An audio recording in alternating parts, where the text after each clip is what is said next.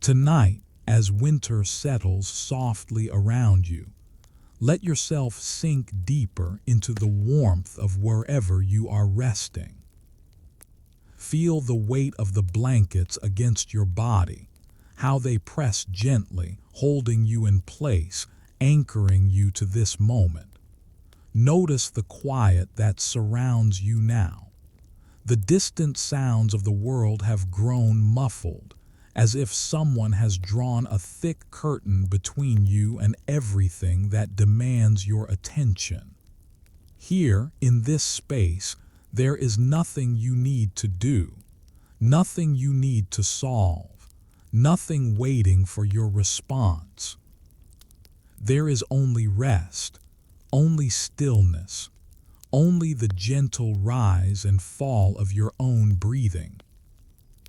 And as you breathe slowly, gently, let your imagination begin to drift. Feel it loosening from the present, untethering itself from the familiar weight of your daily concerns.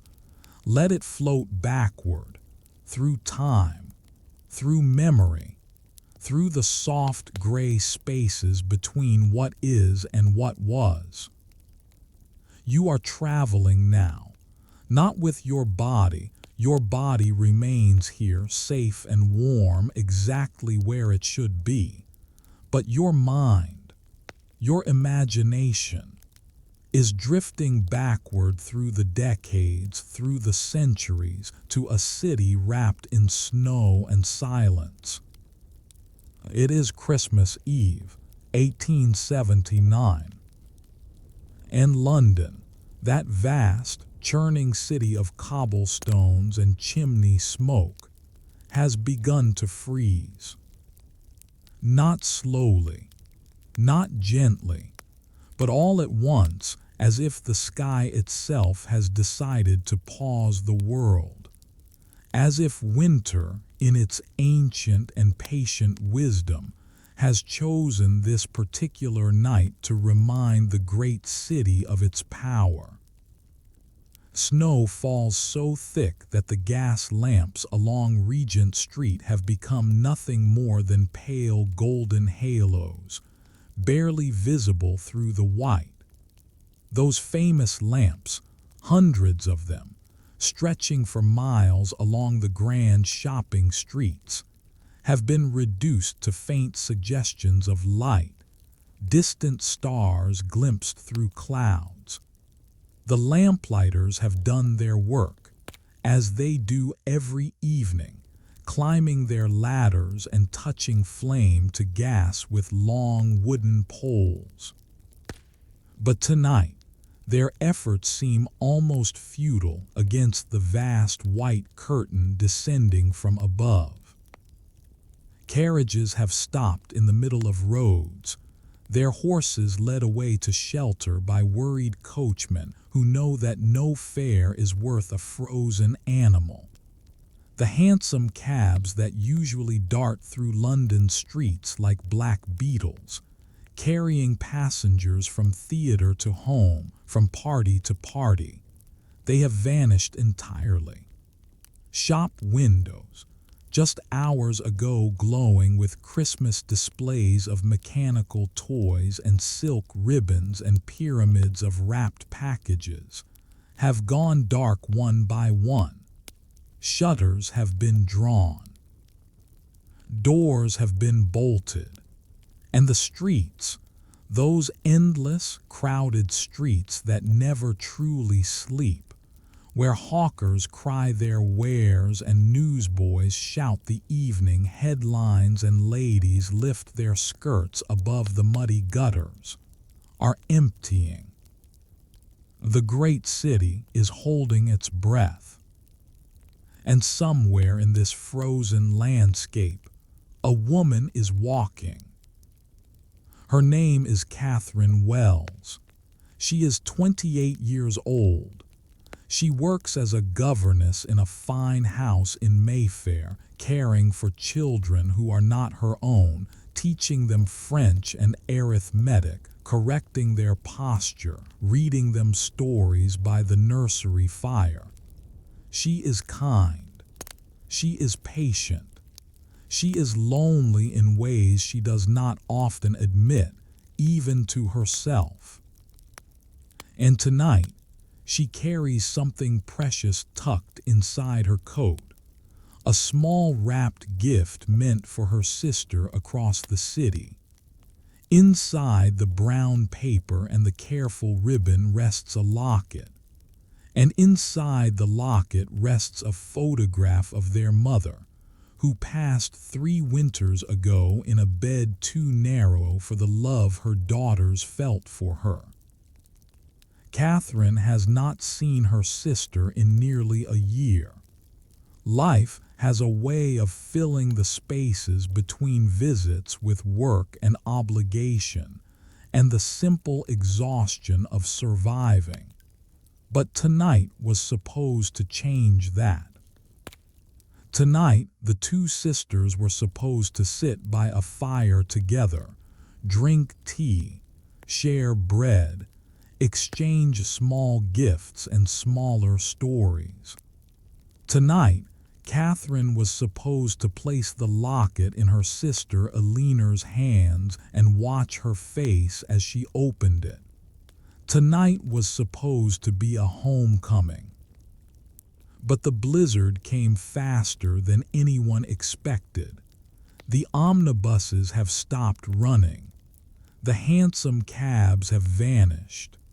The streets have become rivers of white, and still the snow falls and falls and falls.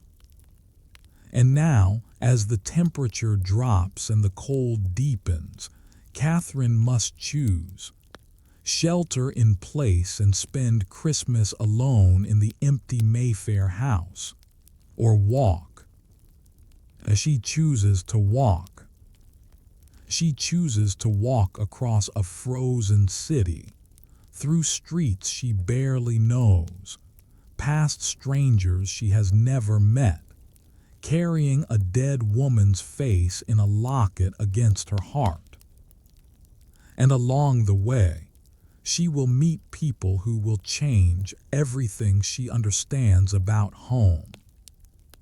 This is the story of the night Victorian London froze solid, and the quiet kindnesses that kept it warm. This is a story about strangers who become companions, about promises kept against all odds, about the way a single night can expand to hold a lifetime of meaning if we let it. Welcome, dear listener. I am so glad you are here, wherever here may be. Settle in now. Let your eyes close if they wish to close.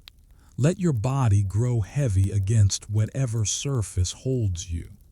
And if you would like, leave a comment telling me where in the world you are listening from tonight. What city, what country, what small corner of the vast sleeping world. But for now, let the snow fall. Let the gas lamps glow. Let the great city quiet itself around us. Now, let us begin. The Ashworth townhouse stood 4 stories tall on the western edge of Berkeley Square, its white Portland stone facade elegant even in the gathering dusk. It was the kind of house that announced wealth quietly, not through ostentation, but through the perfect proportions of its windows, the precisely maintained black iron railings, the polished brass of its door fixtures that caught the last gray light of the afternoon. Catherine had lived in the servants' quarters on the top floor for nearly 3 years now, since taking her position as governess to the Ashworth children.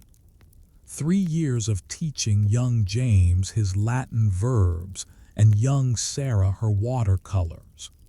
3 years of reading bedtime stories and correcting table manners, and standing at the edges of rooms where she did not quite belong. 3 years of watching this family live their lives while her own life seemed to pause, waiting for something she could not name. The family had departed that morning for their country estate in Hampshire, as they did every Christmas. The great house had emptied in a flurry of trunks and hat boxes, the children's excited shouts echoing in the marble foyer, Mrs. Ashworth calling instructions to the footmen, Mr. Ashworth consulting his pocket watch with his characteristic impatience. Catherine had been meant to follow the next day, traveling by train to join them for the holiday. She would have her own small room in the servants' wing of the country house, her own place at the edge of their celebration. But that was before the snow. Now, standing at the window of the children's nursery, her favorite room in the house, with its view over the square and its comforting smell of chalk and picture books, Catherine watched the snow begin to fall. At first it was nothing remarkable, a few flakes drifting past the glass, white against the darkening sky. London saw snow every winter. The city knew how to accommodate it, to work around it, to carry on despite it. But these flakes were different. They fell faster with each passing minute, thickening until Catherine could barely see the iron railings of the square across the way. They caught the light of the gas lamp on the corner. The lamplighter had made his rounds just an hour ago, and that familiar golden glow had become strange, diffused, a halo rather than a beacon. Catherine pressed her hand to the glass. It was cold, not the ordinary cold of a winter window, but something deeper, a cold that seemed to press back against her palm with physical weight. She watched a hansom cab attempt to navigate the square below. The horse's hooves slipped on the cobblestones, already glazed with ice beneath the fresh snow. The driver pulled up short, looked around as if seeking guidance from the empty street, then turned the cab and retreated the way he had come. Within another quarter hour, even that cab had disappeared. The square below was empty. The snow was now falling so thick that Catherine could barely see the house directly across the way, just a vague suggestion of white stone, of dark windows, of Christmas wreaths reduced to smudges of green against the overwhelming white. She let her hand fall from the glass and turned to look at the nursery. The fire in the grate had burned low. She had been so absorbed in watching the snow that she had forgotten to tend it. The room was growing cold. Shadows gathered in the corners, pooling beneath the children's empty beds, collecting around the rocking horse that young James had refused to leave behind but had ultimately been forced to abandon. On the small table by her own narrow bed, the one tucked into the alcove near the nursery, so she could hear if the children called in the night, sat a package. Catherine crossed the room and picked it up. It was light in her hands, wrapped in brown paper and tied with ribbon she had saved from a gift Mrs. Ashworth had given her last Christmas. Inside was the locket. She had found it in a shop on Bond Street 2 months ago. Not a fancy shop, not the kind of jeweler the Ashworths would have patronized, but a small establishment tucked between larger concerns, its window full of estate jewelry and antique curiosities. The locket had been resting on a velvet cushion in the corner of the display, unpolished and unremarkable. But something about its shape, the simple oval, the delicate hinge, had reminded Catherine so strongly of her mother that she had stopped on the pavement, staring, her heart suddenly too full for the ordinary Tuesday afternoon. She had gone in. She had asked the price. It had been more than she could afford, but the proprietor, an elderly man with spectacles and ink-stained fingers, had seen something in her face. He had lowered the price. He had cleaned and polished the locket himself while she waited. And when she had asked if he could fit a small photograph inside, he had done that too, carefully trimming the image of Catherine's mother to the proper size, seating it behind the glass, closing the locket with a soft click. "There," he had said, handing it back to her. "She'll be safe in there. Photographs fade in light, you know. But inside a locket in the dark against someone's heart, she'll keep." Catherine had carried the locket with her for 8 weeks, waiting for Christmas, waiting for the moment she could place it in Aliner's hands. She and Aliner had been close once, as close as two sisters could be, growing up in their small house in Camberwell, sharing a room, sharing secrets, sharing the burden of their mother's long illness and the grief that followed her death. But after their mother passed, something had shifted. Aliner had married quickly, perhaps too quickly, and moved to the East End with her husband, a clerk in a shipping office. Catherine had taken the position with the Ashworths, and the distance between Mayfair and Whitechapel had grown to feel like the distance between two countries. They wrote letters. They made plans to visit that always seemed to fall through. They told each other that next month, next season, next year, they would find time to be sisters again. But the time never came. And now nearly a year had passed since they had last sat in the same room, and Catherine had begun to wonder if the distance between them would simply continue to grow until they became strangers who happened to share a mother's face. Tonight was supposed to change that. Tonight, Christmas Eve, Catherine was supposed to take the omnibus to the East End, knock on her sister's door, and reclaim something they had lost. But the omnibus would not be running, not in this snow.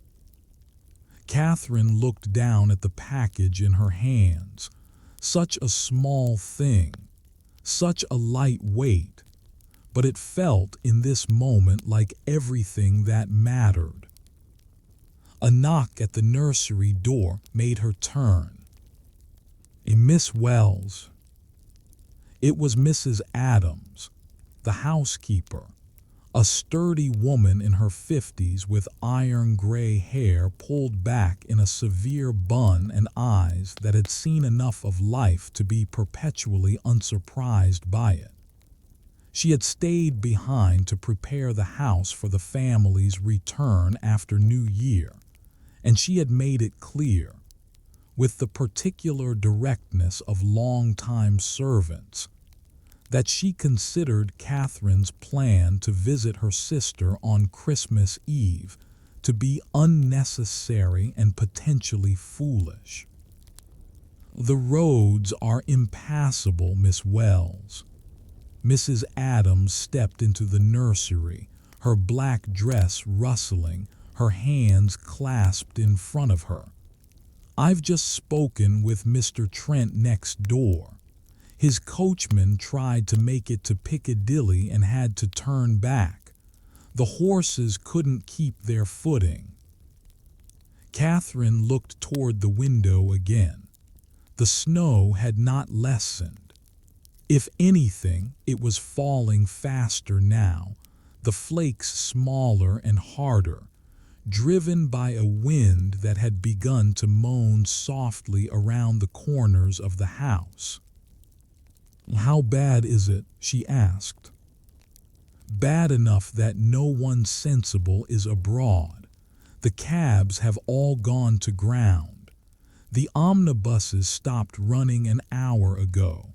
I expect even the trains will stop before long." Mrs. Adams moved to the fireplace and began to build up the fire with the efficiency of long practice. "You'll catch your death, Miss. Stay by the fire. Christmas will wait." Catherine looked at the package in her hands. She thought of Eleanor across the city, perhaps standing at her own window right now, watching the same snow fall, wondering if her sister would come. She thought of the locket and the photograph inside it, and the way her mother's face had looked in the last weeks of her illness, gaunt and gray, but still smiling, still reaching out to touch her daughter's hands, still telling them to take care of each other. Take care of each other. It had been almost the last thing she said. "My sister won't," Catherine said softly. "Pardon, miss." Catherine looked up at Mrs. Adams. "Christmas will wait, you said, but my sister won't. I promised her, Mrs. Adams. I promised I would come." Mrs. Adams straightened from the fire, her expression shifting from concern to something more complex, a mixture of disapproval and understanding that Catherine had seen on the faces of older women all her life. They remembered these women, what it was to make promises, what it cost to keep them. "You mean to walk?" Mrs. Adams asked. "If I must." "That's miles, Miss Wells. Miles through streets that will be knee-deep before midnight, in cold that could freeze the breath in your lungs." "I know." Mrs. Adams was silent for a long moment. The fire crackled behind her. Outside, the wind gusted, and a swirl of snow pressed against the window like a white hand seeking entry. Then the housekeeper nodded slowly. "You're a foolish girl," she said, but her voice had softened. "But I suppose we all are when it comes to family." She crossed to the nursery door and paused. "Wait here. I'll find you something warmer for your feet. And there's a scarf in the linen closet that Mrs. Ashworth left behind last winter, good wool, thick. She won't miss it." "Mrs. Adams." "Don't thank me," the older woman said firmly. "If you freeze to death out there, I'll have to explain it to the mistress when she returns, and I don't fancy that conversation one bit. So you'll take the scarf, and you'll wrap it twice around your head, and you'll walk quickly. Do you understand?" Catherine felt something warm bloom in her chest. Gratitude, yes, but something more. Recognition. This was kindness, offered gruffly, in the way of women who had learned to be practical about love. "I understand," she said. Mrs. Adams nodded once more and disappeared down the corridor, her footsteps fading on the stairs. Catherine turned back to the window. The square was invisible now, lost entirely behind the wall of falling snow. The gas lamp on the corner had become a mere suggestion of gold, a single warm note in a symphony of white. She thought of the miles between here and Aliner's door. She thought of the streets she would have to navigate, some familiar, many not. She thought of the cold and the dark, and the absolute uncertainty of what lay between her and her sister. Then she thought of the locket, resting in its paper wrapping in her hands. She thought of her mother's face, frozen in silver, waiting to find its home against Aliner's heart. She tucked the package into the deep pocket of her wool coat, where it would rest safe against her body. Mrs. Adams returned a few minutes later with the promised scarf, a rich blue wool, soft as clouds, and a pair of thick socks that Catherine pulled on over her own thin stockings before lacing her boots. The housekeeper watched these preparations in silence, her face unreadable. When Catherine was dressed, coat buttoned to her chin, scarf wrapped twice around her head as instructed, gloves pulled on over cold fingers, she paused at the nursery door. "Thank you," she said to Mrs. Adams, "for everything." The older woman reached out and adjusted Catherine's scarf, pulling it higher to cover her mouth. It was a maternal gesture, absent-minded and tender, the kind of thing Catherine's own mother might have done once, long ago. "God keep you, child," Mrs. Adams said quietly. "God keep you warm." The cold struck Catherine like a physical blow the moment she stepped through the front door. She had thought she was prepared. She had bundled herself carefully, layering wool upon wool, pulling the scarf up over her nose and mouth until only her eyes were exposed. But the cold that waited outside the Ashworth townhouse was something beyond preparation, a living thing, sharp-toothed and hungry, that found every gap in her defenses and pressed inward. The snow had already accumulated several inches on the front steps. Catherine placed her boot carefully on the first step and felt it sink into the white powder, which was deceptively soft on top but glazed with ice beneath.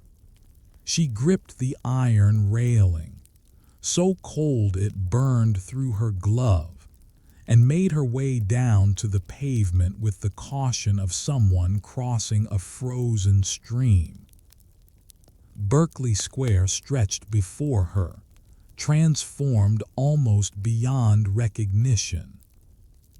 The elegant townhouses that ringed the square had become vague shapes, their white facades blending into the falling snow, until it was impossible to tell where building ended and sky began. The iron railings that bordered the central garden had accumulated thick lines of white along their upper edges, like a child's drawing of a fence.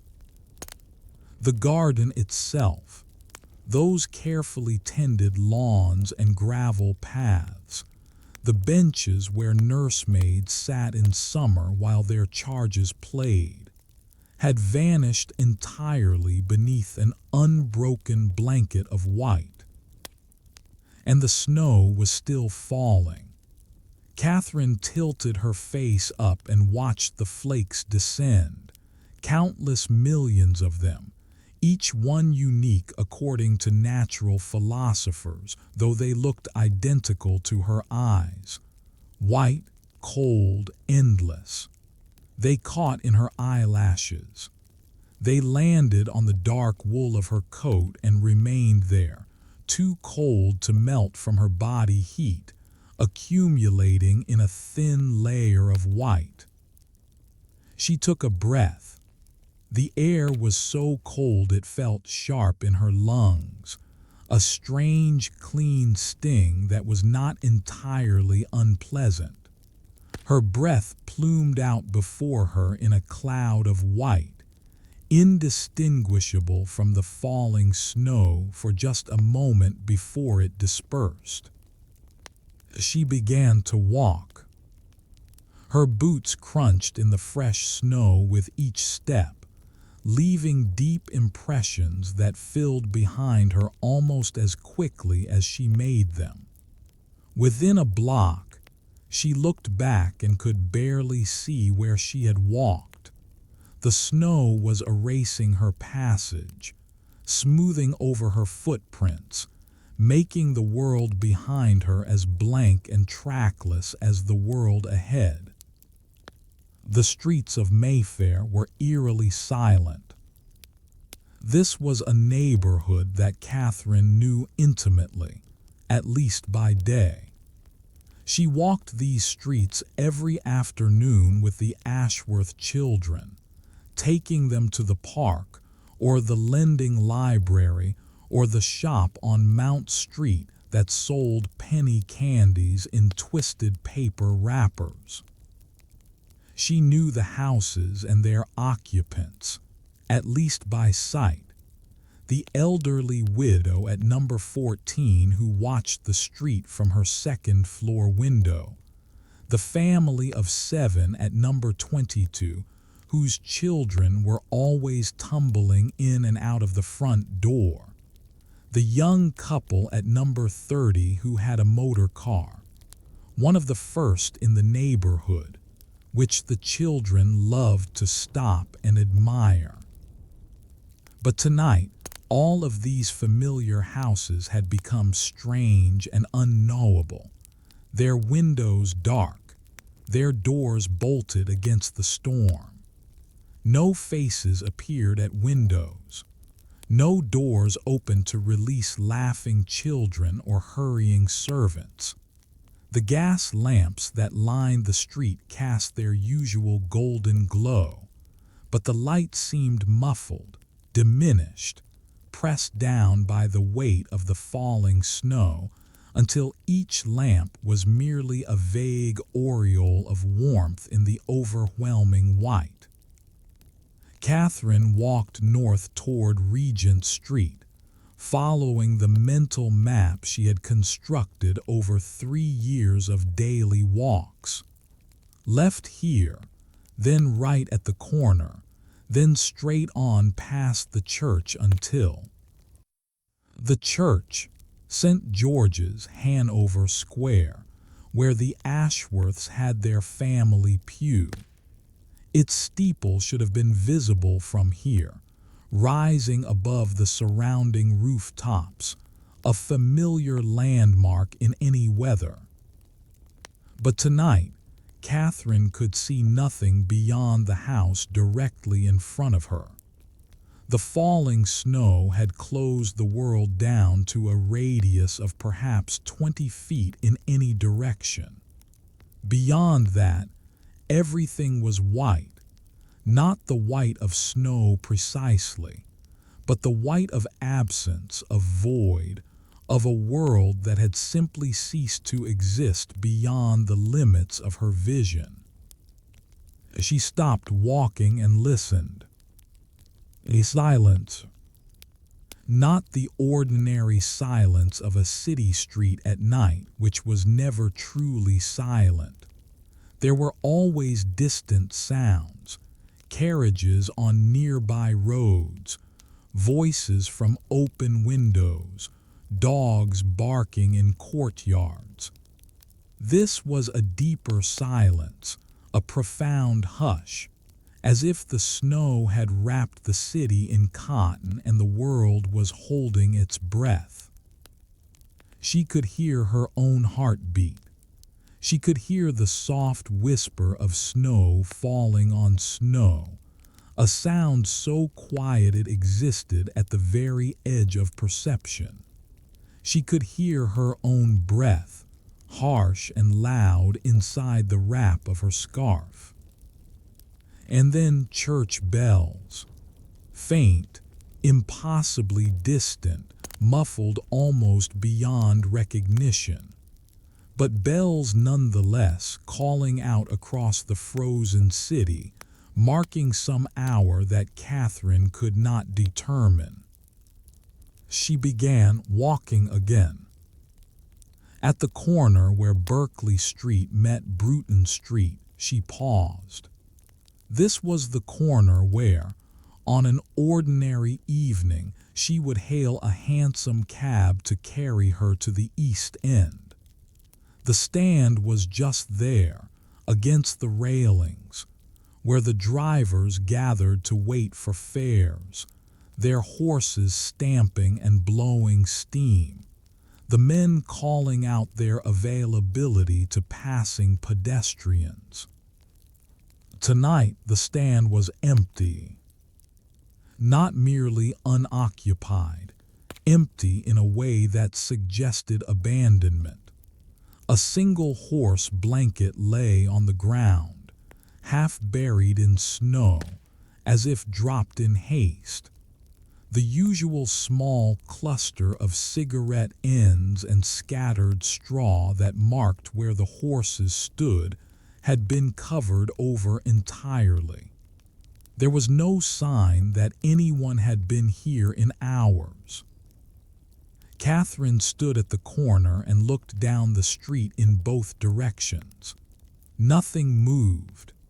No carriages, no cabs, no pedestrians brave or foolish enough to venture out. She was alone in a way she had never been alone in London before, alone in the very heart of the city, surrounded by thousands of people huddled in their homes, yet as solitary as if she walked on an empty moor. The snow continued to fall. For a moment, just a moment, Catherine felt something like fear. It was a cold sensation in her stomach, distinct from the cold pressing against her skin, a recognition of just how vulnerable she was out here, how small and mortal against the vast, indifferent storm. If she fell and couldn't get up, if she became lost in the white maze of the streets, if the cold overwhelmed her. But then she thought of Elena. She thought of the locket in her pocket. She thought of her mother's face and the promise she had made. She adjusted her grip on her skirts, pulling them higher out of the snow. She tucked her chin deeper into her scarf, and she set off toward Regent Street, the snow crunching beneath her boots, her footsteps the only sound in the frozen silence. The cold was bitter. It found the gaps at her wrists where her gloves met her sleeves. It crept under the hem of her coat and chilled her ankles above her boots. It pressed against her cheeks above her scarf, numbing her skin until she could barely feel her own face. But she kept walking. She passed darkened shop windows, their displays invisible behind fogged glass and drawn curtains. She passed houses with candles burning in upper windows, small signs of life, of families gathered within, of warmth and safety that felt impossibly far away. She passed a horse trough that had frozen solid, its water turned to a block of gray ice. And as she walked, the city transformed around her. The hard edges of London, its sharp corners and iron railings, its cobblestones and brick walls, softened under the accumulating snow.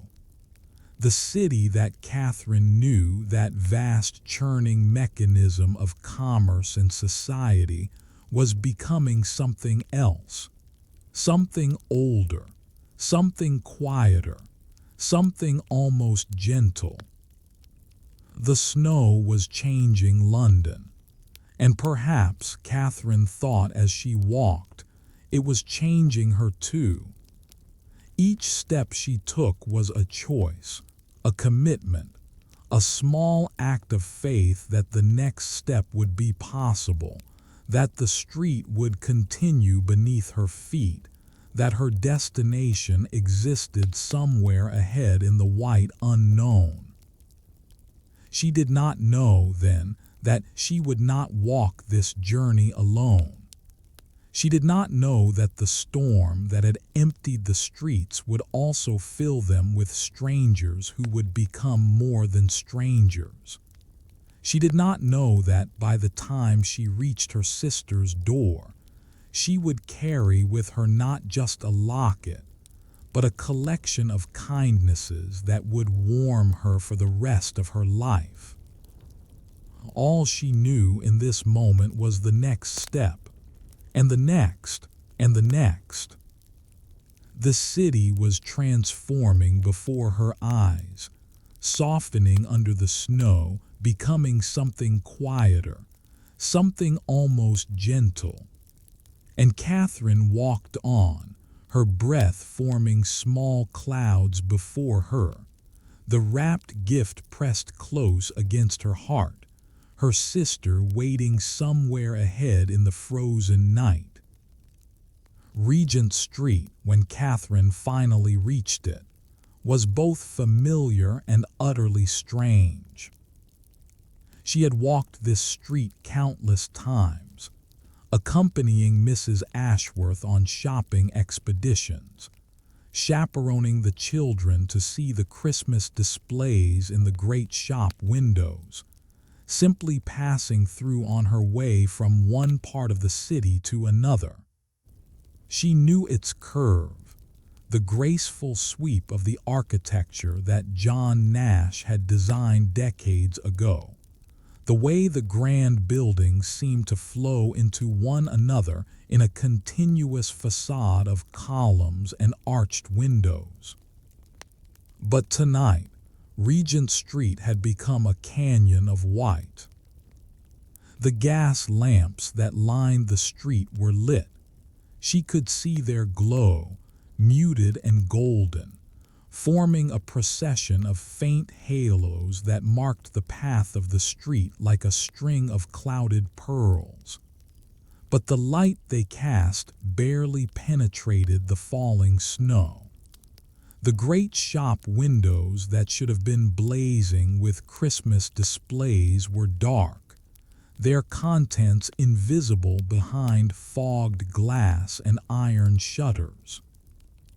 The broad pavement, usually crowded with pedestrians even in the evening, was empty save for Catherine herself and the thick blanket of white that covered everything.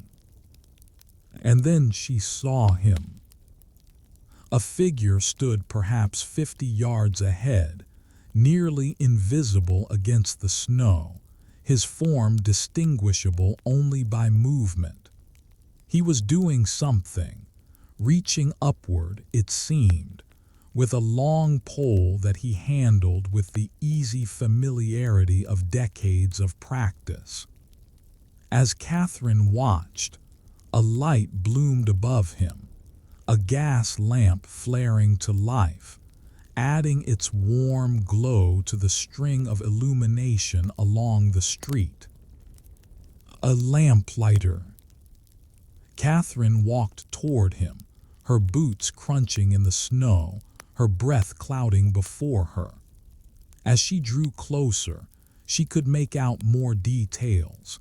An elderly man, weathered and stooped, wearing a heavy coat that might once have been brown but had faded to an indeterminate gray. His cap was dusted with white, and ice had formed in his beard where his breath had frozen. He moved with careful deliberation, adjusting something at the base of the lamp before stepping back to observe his work with a satisfied nod. He turned as she approached, and she saw his face, lined and seamed by decades of weather, the skin around his eyes creased from years of squinting against sun and rain, and apparently now against snow. But his eyes themselves were bright, alert, taking in her presence with neither surprise nor alarm. He had been a lamplighter for a very long time. He had seen everything London streets could offer, in all weathers and all hours. A lone woman walking through a blizzard was simply one more thing to witness, to accommodate, to include in the endless narrative of the city. "Evening, miss," he said, touching the brim of his cap. His voice was rough from cold but not unkind. "Bit of weather we're having." Catherine stopped before him, grateful for the small warmth of human contact, of a voice other than her own thoughts. "I didn't expect to find anyone else abroad," she said. "I thought the whole city had gone to ground." "Most have, miss, most have, but the lamps won't light themselves, storm or no storm." He gestured at the street behind him with his long pole. "I've been at this 40 years come February. Walked these streets in fog thick enough to chew, in rain that fell sideways, in wind that would knock a strong man off his feet. But tonight," he paused, looking up at the falling snow with something that might have been wonder. "Tonight is something different. Tonight, the city is asking us to be still." "I can't be still," Catherine said. "I'm trying to reach my sister in the East End."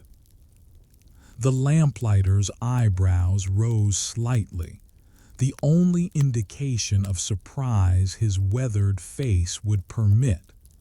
"The East End? That's a long walk, miss. Several miles, and the streets will only get worse before they get better." "I know, but it's Christmas Eve and I promised her I would come." He was silent for a moment, his bright eyes studying her face. Whatever he saw there seemed to satisfy him, because he nodded slowly, as if confirming something to himself. "A promise kept is worth any weather," he said. "My name is Arthur Finch. I've lit the lamps on these streets since before you were born, I'd wager, and I know paths through this city that most folk have never seen." "Catherine Wells," she said, "and I would be grateful for any guidance you can offer Mr. Finch." He considered her again, then shifted his pole to his other hand and began to point down the street. "The main roads will be the worst of it, snow piling up, nothing to break the wind. But if you know the back ways, the alleys and courtyards, you can cut miles off your journey and find shelter when you need it." He began to list places, and Catherine listened intently, trying to commit the unfamiliar names and directions to memory. There's a tea house on Great Marlborough Street, Hartwell's it's called. Mrs. Hartwell stays open late on Christmas Eve for anyone who needs warming. Tell her Finch sent you, and she'll give you tea and a seat by the fire. He paused, scratching his beard where ice had formed, then continued. If you get as far as the church at 7 Dials, St. Anne's that is, the vestibule is never locked. Folks shelter there in rough weather and the verger doesn't ask questions. It's warmer than you'd think out of the wind. Catherine nodded, but he wasn't finished. And if you make it past the river, the Thames, I mean, though I don't know how you'll cross it tonight unless London Bridge is still passable. There's a bakery in Whitechapel, Brennan's, whose ovens burn all night long. The baker and his wife are good people. They'll give you bread and warmth if you need it. Catherine felt something shift in her chest, a loosening of the fear that had begun to tighten around her heart. This man, this stranger, was giving her a map, not of streets and landmarks, but of kindness. He was telling her where to find warmth in a frozen city, where to find shelter among strangers. Mr. Finch, she said, why are you telling me all this? You don't know me. He smiled then, the first smile she had seen since leaving the Ashworth house, and the creases around his eyes deepened into something warm. Miss, I've walked these streets for 40 years. I've seen every kind of person London has to offer, the good and the bad, the kind and the cruel, the strong and the weak. And in all those years, I've learned one thing that I know to be true. He leaned on his pole, as if settling in for a longer conversation than the cold would permit. When the world goes hard, when the snow falls or the fog rolls in or the night turns dangerous, folk can go one of two ways. They can harden themselves, close their doors, look out only for their own, or they can soften. They can open their hands. They can offer what they have to whoever needs it. He looked up at the falling snow, and his voice grew quieter. Nights like this, the city softens. I've seen it before. The storm strips away all the ordinary business, all the rushing and commerce and pretense, and what's left is just people. People helping other people. People sharing what warmth they have. He looked back at Catherine. You're walking to the East End on Christmas Eve through the worst snow I've seen in a decade. That tells me you're the second kind of person, the kind who softens, who opens their hand. And folk like that deserve to know where kindness lives in this city. Catherine felt tears prick at her eyes, but whether from emotion or cold she couldn't say. She blinked them away before they could freeze on her cheeks. What about you, Mr. Finch? Do you have somewhere warm to go tonight when your work is done? He waved a dismissive hand. Don't worry yourself about me, miss. I've got my route to finish. 30 more lamps between here and Oxford Street, and they won't light themselves. When I'm done, he shrugged, I'll find somewhere. I always do. But if you need. What I need, he interrupted gently, is to know that you're walking safe. That's what I need tonight, miss. To know that someone I helped is out there, making their way to where they're meant to be. He shifted his pole back to his working position and turned toward the next unlit lamp down the street.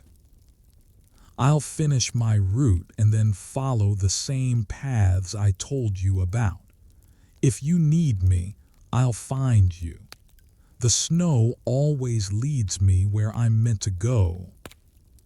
He began to walk away, his figure growing indistinct almost immediately in the falling snow.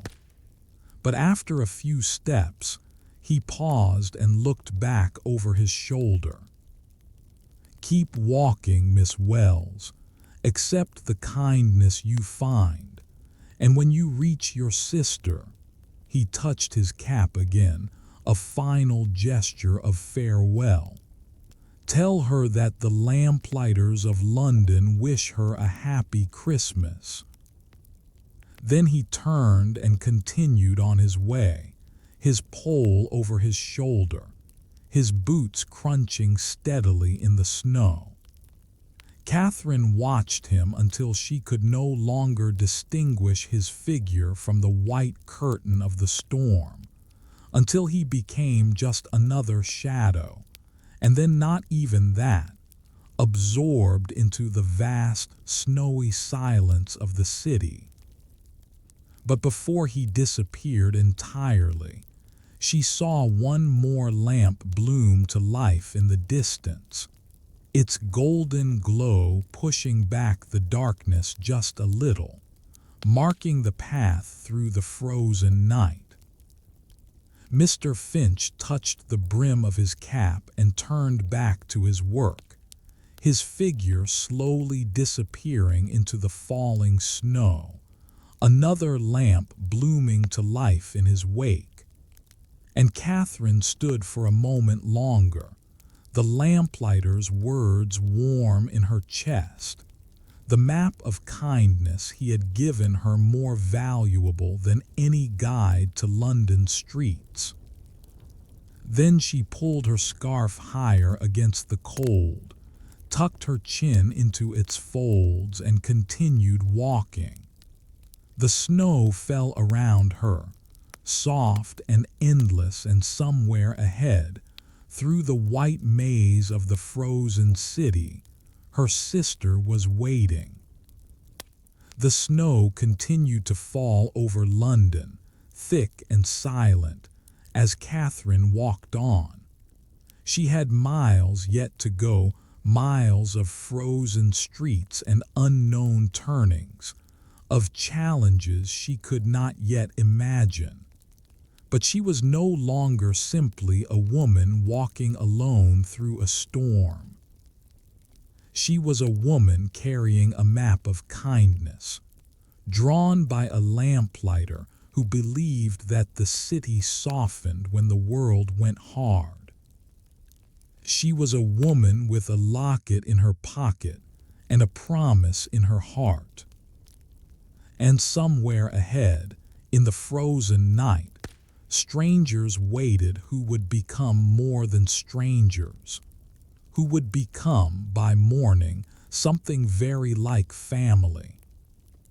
The great city hushed around her. The snow whispered its patient song, and Catherine walked on toward whatever the night would bring. Catherine continued down Regent Street, her boots finding a rhythm in the snow, crunch, crunch, crunch, a steady percussion that became almost meditative in the vast white silence. The street curved gently before her, following the graceful arc that Nash had designed half a century ago, though tonight that famous curve was visible only in suggestion, in the procession of muted gas lamps that marked the path like a string of amber beads half buried in cotton. The great shops of Regent Street were closing. She could see it happening as she walked, the last lights winking out behind frosted windows, the iron shutters being drawn down with muffled clangs that sounded like distant bells, the final customers hurrying out into the snow with packages clutched to their chests. These were the finest shops in London, establishments that catered to the wealthy and the fashionable, that dressed duchesses and furnished the homes of princes. Liberty's, with its silks and oriental treasures. Swan and Edgar, where Mrs. Ashworth bought her gloves.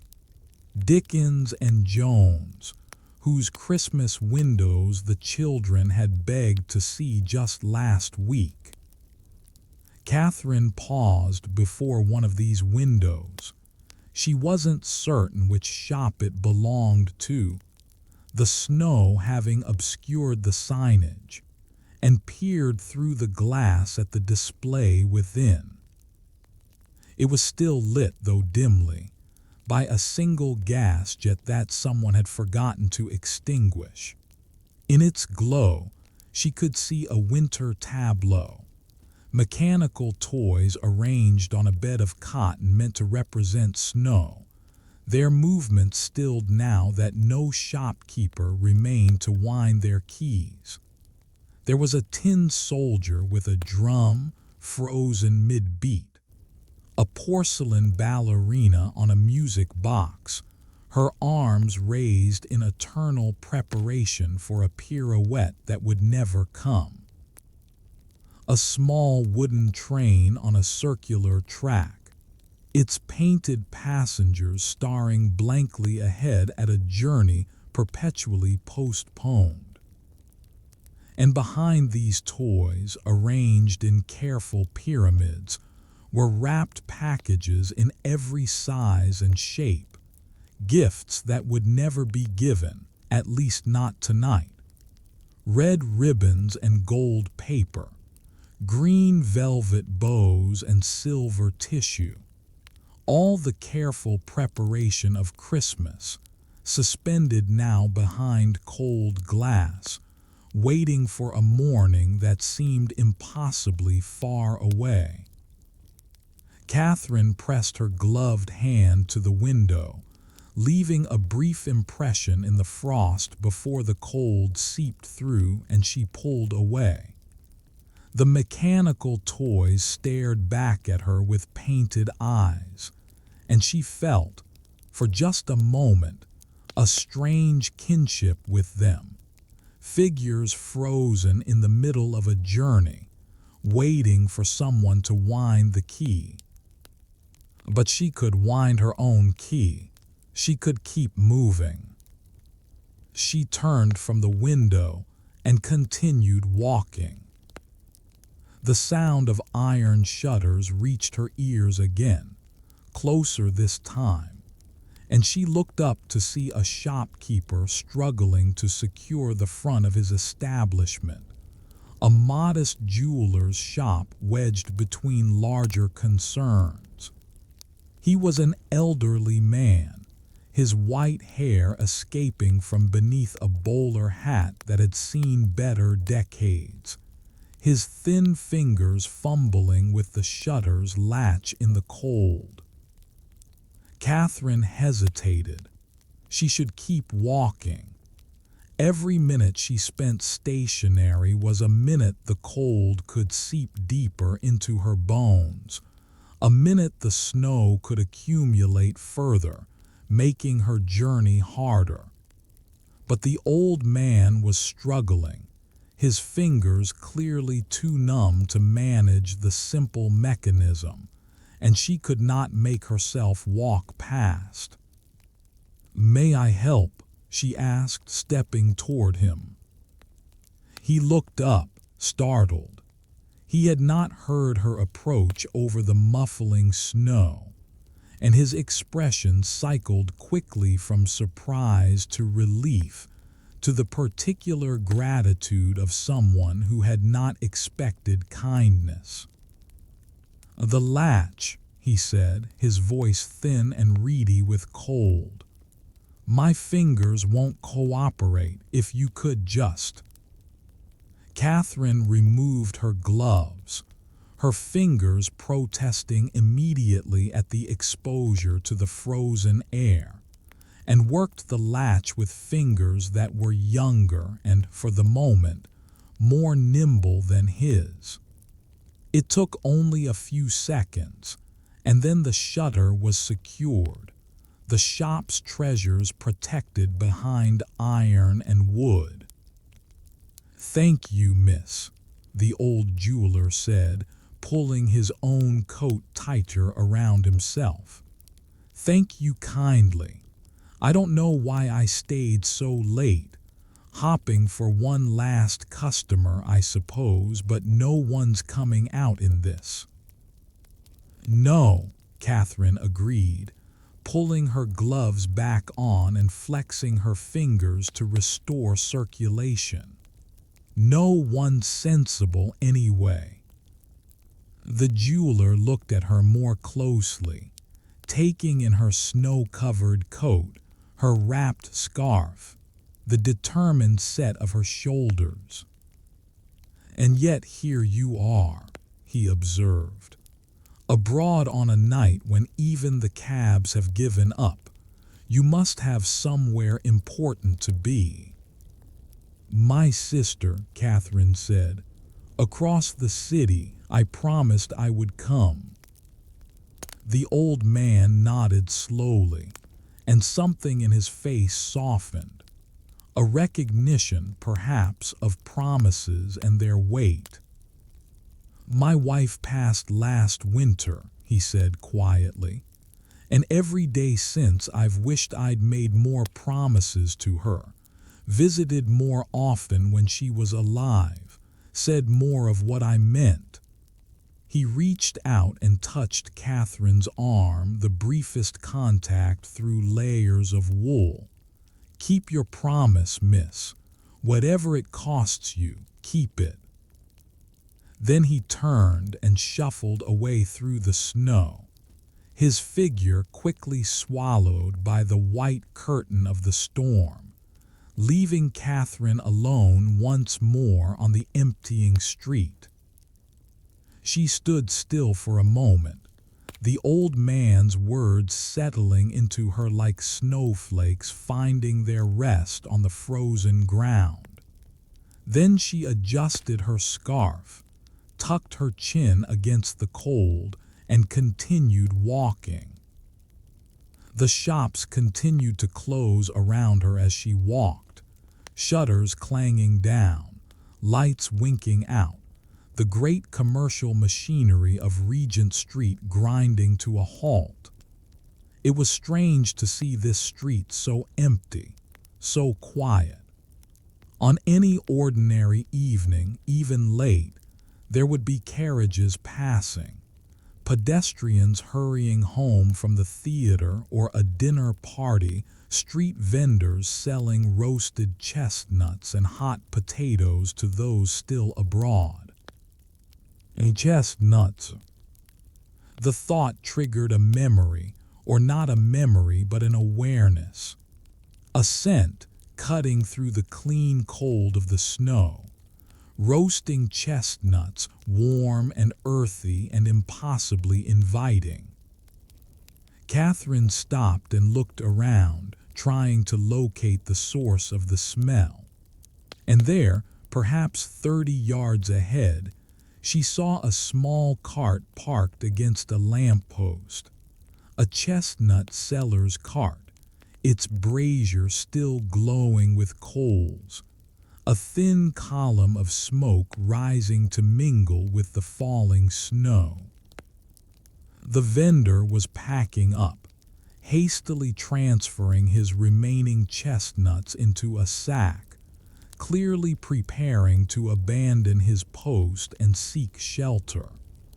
But the brazier still glowed, and the chestnuts still steamed, and Catherine found herself walking toward him almost without conscious decision, drawn by the warmth and the scent and the simple human presence. He was a man of middle age, his face weathered by years of standing on street corners in all weathers, his hands red and chapped from work. He wore a coat that had been patched many times, and a scarf wrapped so thoroughly around his head that only his eyes and nose were visible. He looked up as Catherine approached, his eyes widening slightly at the sight of another person foolish enough to be abroad. "Evening, miss," he said, his voice muffled by his scarf. "You're the first soul I've seen in nearly an hour.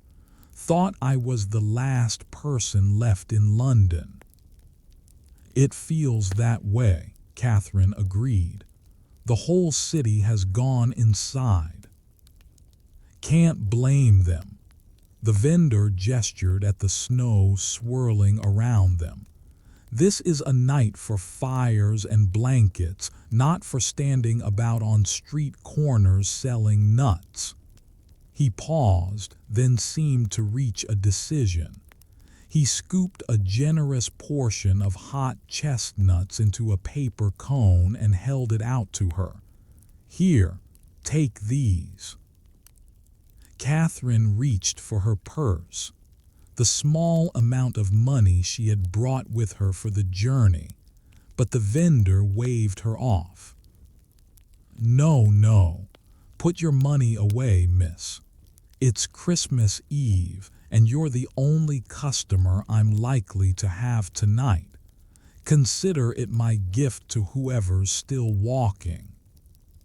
"I can pay," Catherine protested. "Please let me." "Miss," the vendor's voice was gentle but firm. "I've been selling chestnuts on this corner for 15 years, 15 Christmases. And every Christmas Eve I give away my last batch to whoever needs warming. It's my tradition, my way of—" He paused, searching for words. "My way of putting something good into the night, I suppose. Something warm." He pressed the cone more firmly into her hands, and Catherine felt the heat radiating through the paper, seeping into her frozen fingers. "Where are you headed, miss, if you don't mind my asking?" "The East End," she said, cradling the warm chestnuts against her chest. "My sister lives there. I'm walking to see her." The vendor let out a low whistle, the sound muffled by his scarf. "That's a long walk in good weather, miss. In this—" He shook his head slowly. "You've got a long, cold night ahead of you." "I know." He studied her for a moment, then nodded, as if confirming something to himself about the kind of person who would attempt such a journey. "Then you keep those chestnuts close," he said. "Warmth in your hands, warmth in your heart. That's what my mother used to say, and she lived to 93, so she must have known something." Catherine smiled behind her scarf. She could feel her cheeks moving, though her face had grown too cold to feel much else. "Thank you," she said, "truly.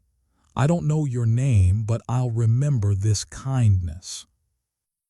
"Thomas," the vendor said. "Thomas Marsh. And you don't need to remember anything, miss. Just keep walking, keep warm, get to where you're going." He turned back to his cart, gathering the last of his supplies, and Catherine realized that he, too, had a journey ahead of him, a walk through the frozen streets to wherever he called home, wherever someone might be waiting for him or might not. "Mr. Marsh," she said impulsively, "do you have far to go?" He glanced back at her, surprised by the question. "Me? No, not far. I've got a room above a pub on Greek Street. The landlord lets me store my cart in the courtyard." He paused, and something flickered in his eyes, loneliness perhaps, or the awareness of it. "It's warm enough. Quiet on Christmas Eve when everyone's with their families, but warm enough." Catherine wanted to say something, to offer something, but she didn't know what. She was a stranger, walking through a storm, with nothing to give but the time she couldn't spare.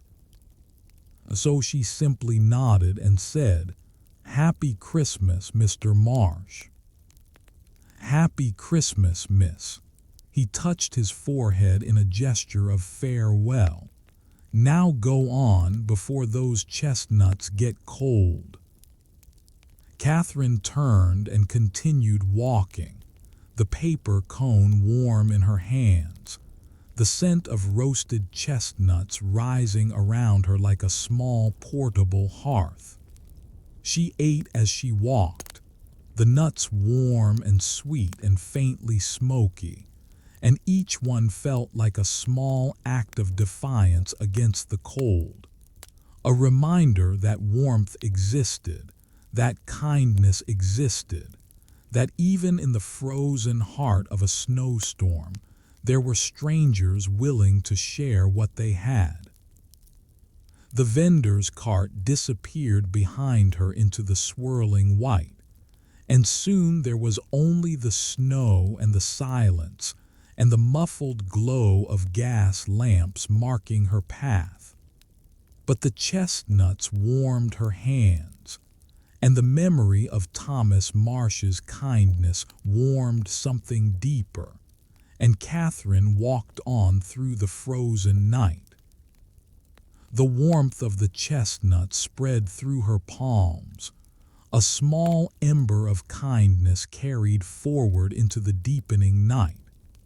And with each step, the great shops of Regent Street fell away behind her, their shuttered windows and darkened displays fading into the white curtain of the storm, until there was nothing but the path ahead and the faint golden promise of the next gas lamp, and the next, and the next.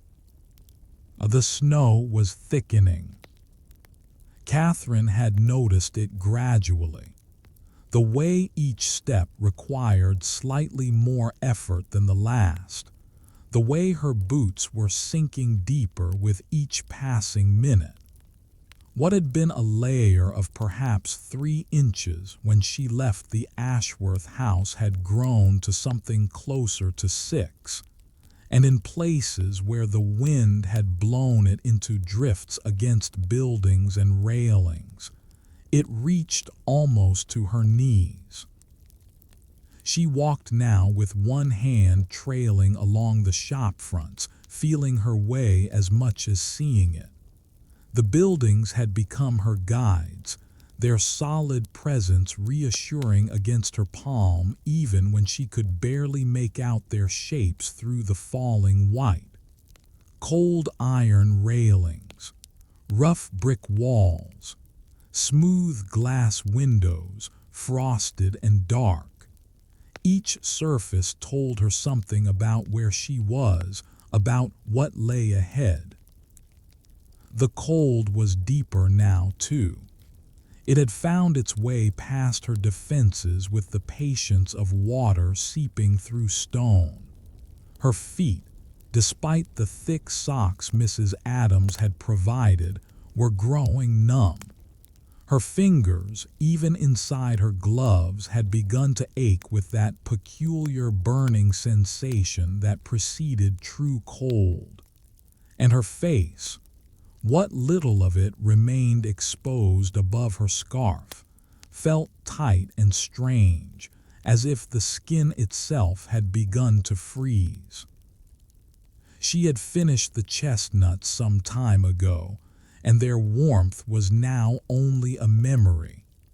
The paper cone she had tucked into her pocket, unwilling to discard this token of kindness, but it provided no heat now, only a faint rustle when she moved.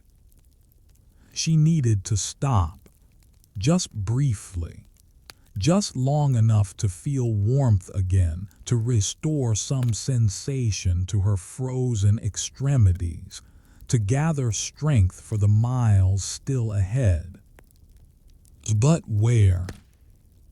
The shops on either side of her were all closed, their shutters drawn, their doors bolted against the storm. No light showed in their windows. No signs of life emerged from their depths. She might as well have been walking through a city abandoned, a London emptied of all its inhabitants and left to the snow. Then up ahead, a glow. Not the muted amber of a gas lamp, but something warmer, something that spoke of fire and life and human presence. Catherine quickened her pace, her numb feet somehow finding reserves of speed, her frozen hands tightening into fists of anticipation. It was a tea house, a small establishment wedged between larger buildings, its windows fogged with warmth from within, its gas lamp still burning above the door. A painted sign, barely visible through the accumulated snow, announced, "Hartwell's Tea Room, Est 1842." Catherine remembered the name. Mr. Finch had mentioned it, the lamplighter who had given her the map of kindness. "Mrs. Hartwell stays open late on Christmas Eve for anyone who needs warming," he had said. "Tell her Finch sent you." She pushed open the door, and warmth rushed out to meet her like an embrace. The interior of Hartwell's tea room was small but carefully arranged. Perhaps a dozen tables, each covered with a white cloth, each set with a small vase of winter greenery. A fire burned in a hearth at the far end of the room, its flames dancing behind an iron grate, casting shifting shadows on the papered walls. Gas lamps supplemented the firelight with their softer glow, and the overall effect was of stepping into a pocket of summer that had somehow survived the winter siege. But it was the smell that affected Catherine most profoundly. Tea, the rich, complex aroma of properly brewed black tea, with undertones of bergamot that suggested Earl Grey. And beneath that, the sweeter scent of baking, cinnamon and nutmeg and perhaps apple, as if someone had recently removed a pie from the oven. She stood in the doorway for a moment, letting the warmth wash over her, feeling the ice that had formed on her scarf and the brim of her bonnet beginning to melt. Water dripped from her onto the worn wooden floor, creating small dark spots that spread and merged. "Close the door, love. You're letting the cold in." The voice came from behind a counter at the back of the room, where a woman was emerging from what must be the kitchen. She was round and comfortable looking, with gray hair pulled back beneath a white cap, spectacles perched on her nose, and flour dusted across her apron. Her face was lined with the kind of creases that came from a lifetime of smiling, and her eyes, behind the spectacles, were sharp and kind in equal measure. Catherine closed the door behind her, cutting off the cold wind that had been swirling in around her, and the warmth of the tea room intensified.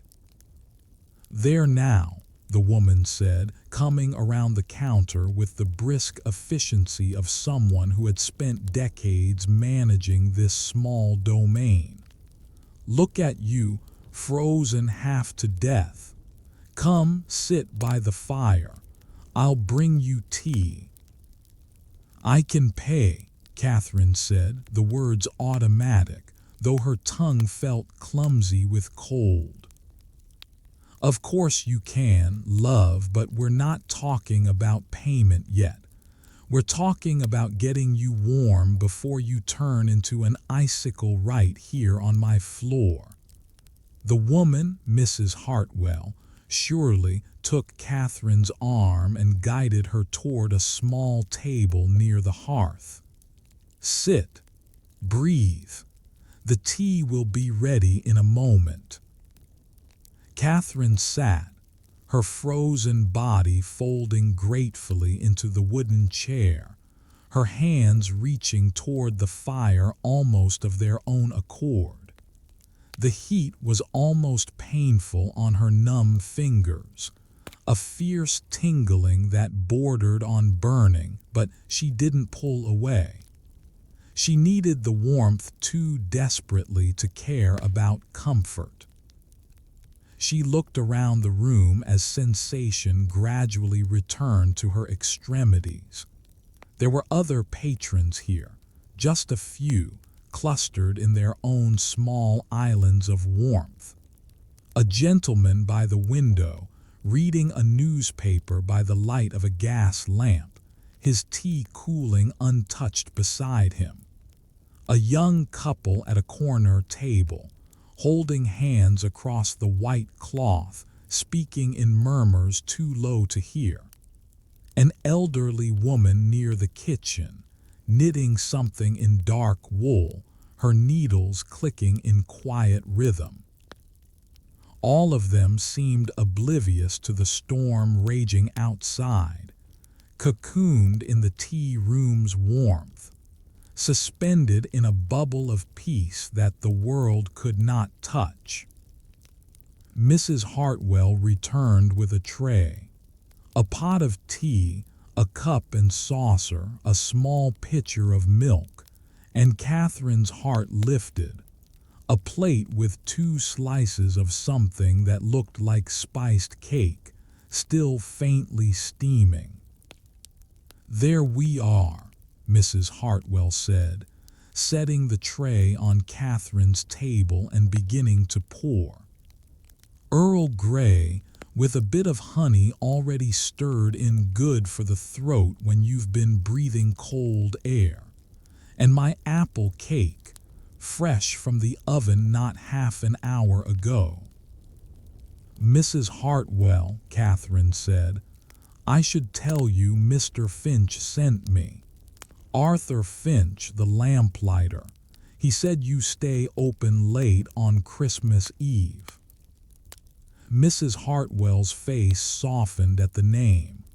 "Arthur Finch, of course. That dear man, he's been stopping by my shop for 30 years, ever since he started walking the Regent Street route. Comes in every evening for a cup of tea and a biscuit, regular as clockwork." She paused, her brow creasing slightly. "He's out in this, tonight. He was lighting the lamps on Regent Street when I passed through. He said he had to finish his route."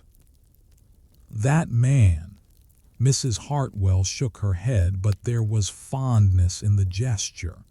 "He'd light those lamps if the sky itself was falling. 40 years of service, he's told me. 40 years of never missing a night." She looked at Catherine with renewed interest.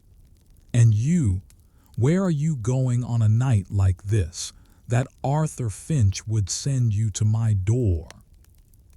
"The East End," Catherine said, wrapping her hands around the warm teacup and feeling the heat seep into her frozen fingers. "My sister lives there. I promised I would come for Christmas." Mrs. Hartwell was quiet for a moment, her sharp eyes studying Catherine's face, as if reading a story written there in invisible ink. "That's a long walk," she said finally. "A very long walk in weather like this. Are you sure you wouldn't rather wait here? I've got a small room upstairs, nothing fancy, but warm and dry. You could stay the night, set out again in the morning when the storm has passed." Catherine felt the temptation of the offer wash over her, the promise of warmth, of safety, of rest. She was so tired. Her feet ached, and her legs were sore from trudging through the deepening snow, and the thought of going back out into that frozen white world seemed almost unbearable. But she thought of Eleanor, waiting. She thought of the locket in her pocket and her mother's face inside it, and the promise she had made. "I can't," she said. "I promised." Mrs. Hartwell nodded slowly, as if she had expected this answer, as if she had asked the question not to dissuade Catherine, but to confirm something about her character. "You remind me of my daughter," she said quietly, settling into the chair across from Catherine as if preparing for a longer conversation. "She lives in Manchester now, moved there 3 years ago when she married. I haven't seen her since." 3 years. Catherine felt the weight of that number. A year without seeing Eleanor had felt like an eternity. 3 years was unimaginable. 3 years. We write letters, of course, every week, regular as the post. But letters aren't the same, are they? You can't hear someone's voice in a letter. You can't see how they've aged, how they've changed, what life is doing to their face. She paused, and her eyes drifted to the frost-covered window, beyond which the snow continued to fall in endless white curtains. "I think about her every day, especially at Christmas. I imagine her in her house in Manchester with her husband and her little ones, 2 Bobbies now that I've never held. I imagine her setting the table for Christmas dinner, hanging stockings by the fire, telling her children stories about their grandmother who lives so far away." Catherine felt her throat tighten. She thought of her own mother, who would never again set a table or hang a stocking or tell stories to anyone. "Does it get easier," she asked softly, "being apart from the people you love?" Mrs. Hartwell was quiet for a long moment. The fire crackled in the hearth.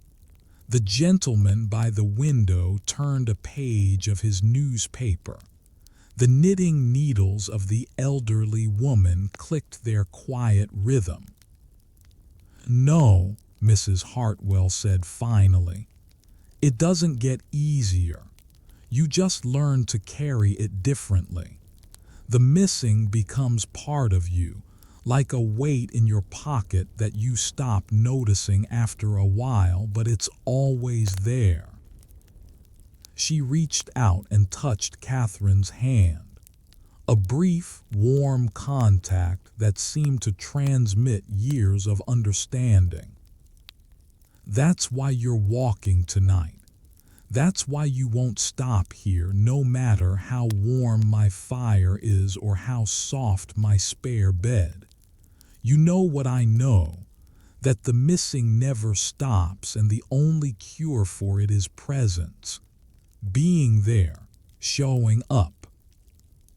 Catherine felt tears prick at her eyes, but whether from the warmth or the words, she couldn't say. "My mother passed 3 years ago," she said, the words coming out before she could stop them. "And I'm carrying a locket with her photograph inside, a Christmas gift for my sister. I thought if Eleanor had our mother's face close to her heart, it might." She trailed off, unable to finish the sentence, unable to articulate the impossible hope that a piece of silver and glass could somehow bridge the gap that death had opened. Mrs. Hartwell squeezed her hand. "It will," she said simply. "It won't bring your mother back, but it will remind your sister that she's not alone in her grief, that someone else remembers, that someone else carries the same weight." She stood, gathering the empty dishes from a nearby table with practiced efficiency. "Finish your tea, love. Eat the cake. You'll need the strength. And when you're ready, I'll show you a shortcut. There's a door at the back of my kitchen that opens onto an alley, and that alley leads to the edge of Hyde Park. It'll save you nearly a mile." "Mrs. Hartwell, don't thank me." The older woman's voice was firm but kind. "Just promise me that when you reach your sister, you'll hold her tight. Hold her for as long as she'll let you. And when you let go, promise me you won't wait another year to hold her again." Catherine nodded, not trusting her voice. "Good." Mrs. Hartwell patted her shoulder. "Now drink your tea. The storm isn't going anywhere, but neither are you." Catherine drank her tea. She ate the apple cake, which was warm and sweet and tasted like everything a kitchen should be on Christmas Eve. She watched the fire dance and felt the warmth return to her fingers and toes. And when she was ready, when she had gathered her strength and her courage, she stood. Mrs. Hartwell led her through the kitchen, past the great black stove that radiated heat, past racks of cooling biscuits and shelves of tea canisters, to a small door that opened onto darkness. "Follow the alley to the end," Mrs. Hartwell said. "You'll come out at the edge of the park. Cross the park heading east. You'll find paths even in the snow, and you'll reach the Serpentine. Follow the bank until you find your way." Catherine stepped through the door into the cold, which hit her with renewed force after the warmth of the tea room. But this time she was ready for it. This time she had tea and cake warming her from within, and kindness warming her deeper still. "Happy Christmas, Mrs. Hartwell," she said, turning back. "Happy Christmas, love." Mrs. Hartwell's face was warm in the doorway light. "Now go, your sister is waiting." The door closed behind her, and Catherine was alone again in the frozen night. But she was no longer quite so cold. The tea had warmed her from within, and the kindness of the proprietress lingered longer still, a reminder that strangers could become shelter. Catherine walked forward into the dark alley, her boots crunching on fresh snow, the vast white expanse of Hyde Park waiting somewhere ahead. Catherine emerged from the alley into Hyde Park, and the world opened before her. She had been in enclosed spaces for so long, the narrow streets of Mayfair, the canyon of Regent Street, the warm cocoon of the tea room, the dark alley behind the kitchen. Her world had shrunk to the few feet of visibility the snow allowed, to the solid surfaces she could touch with her trailing hand, to the small circles of light cast by gas lamps and fire glow.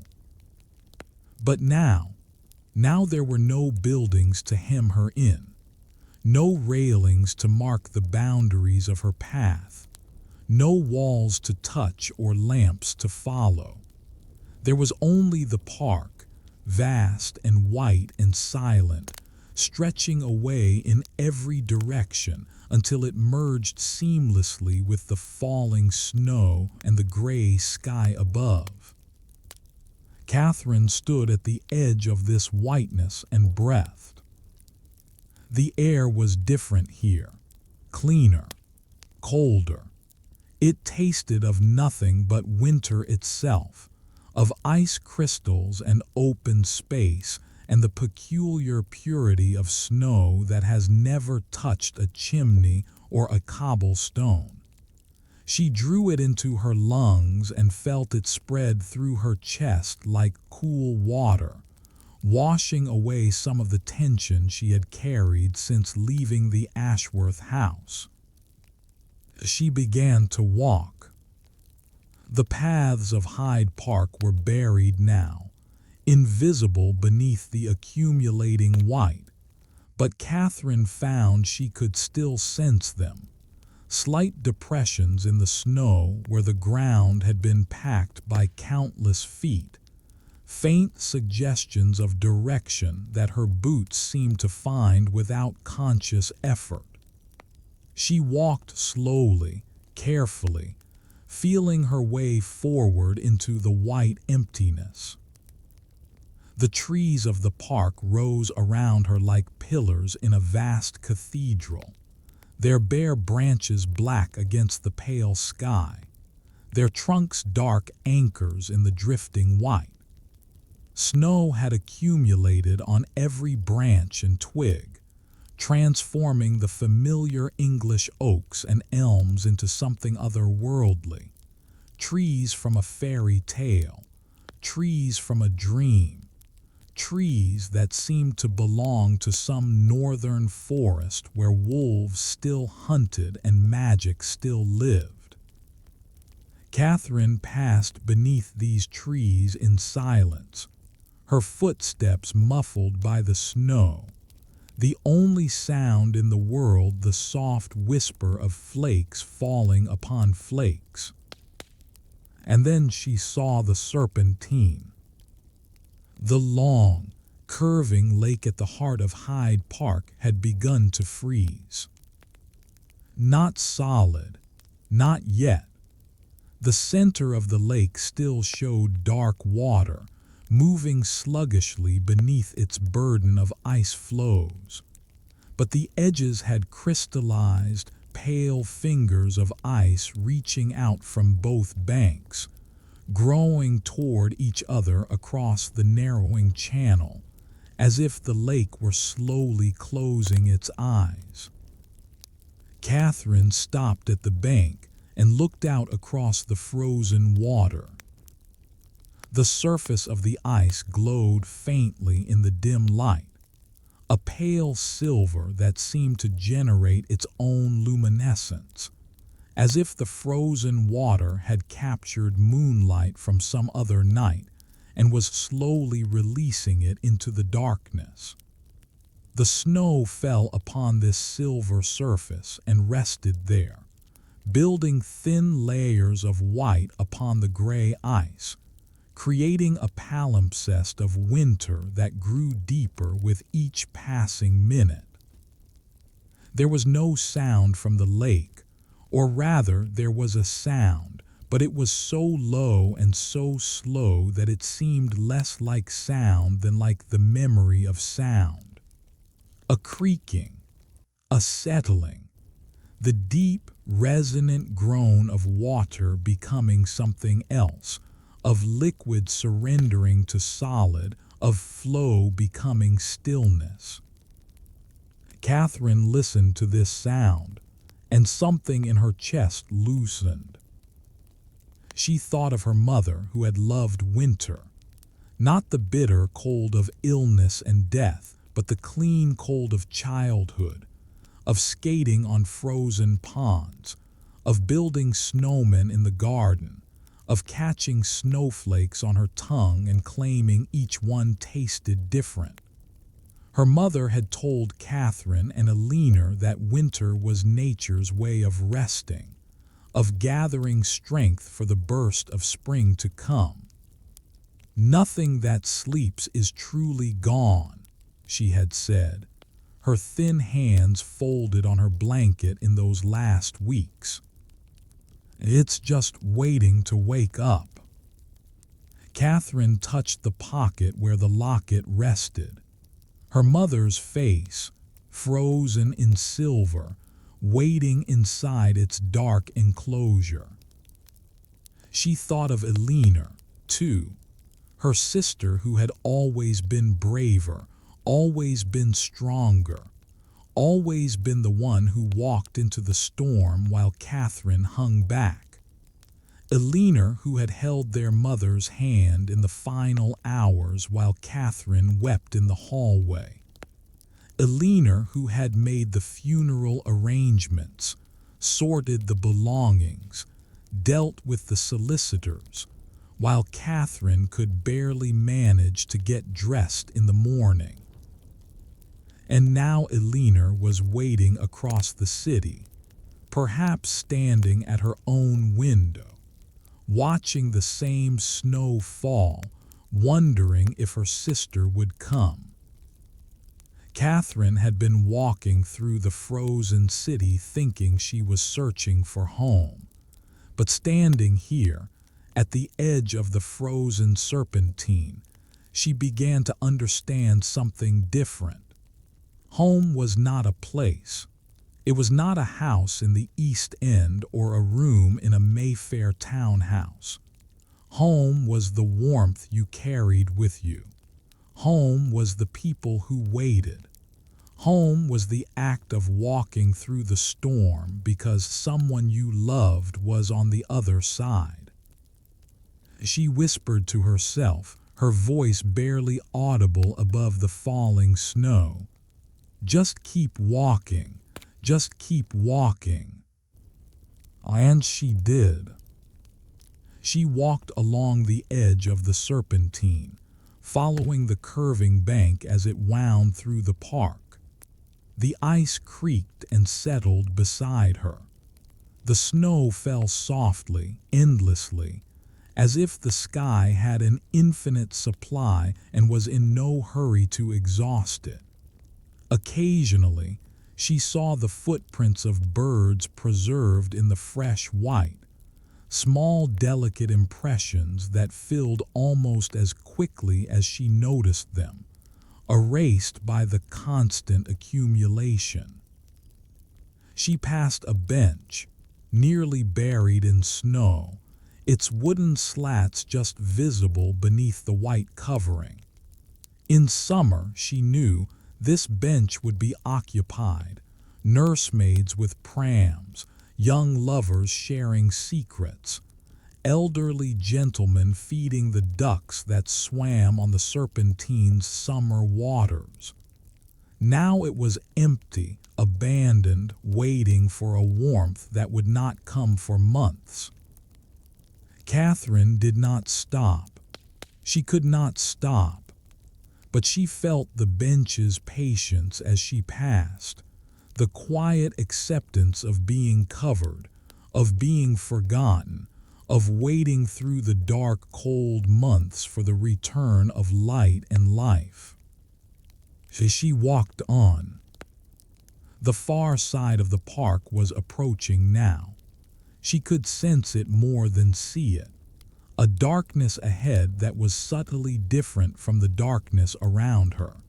A suggestion of buildings and streets waiting beyond the white expanse.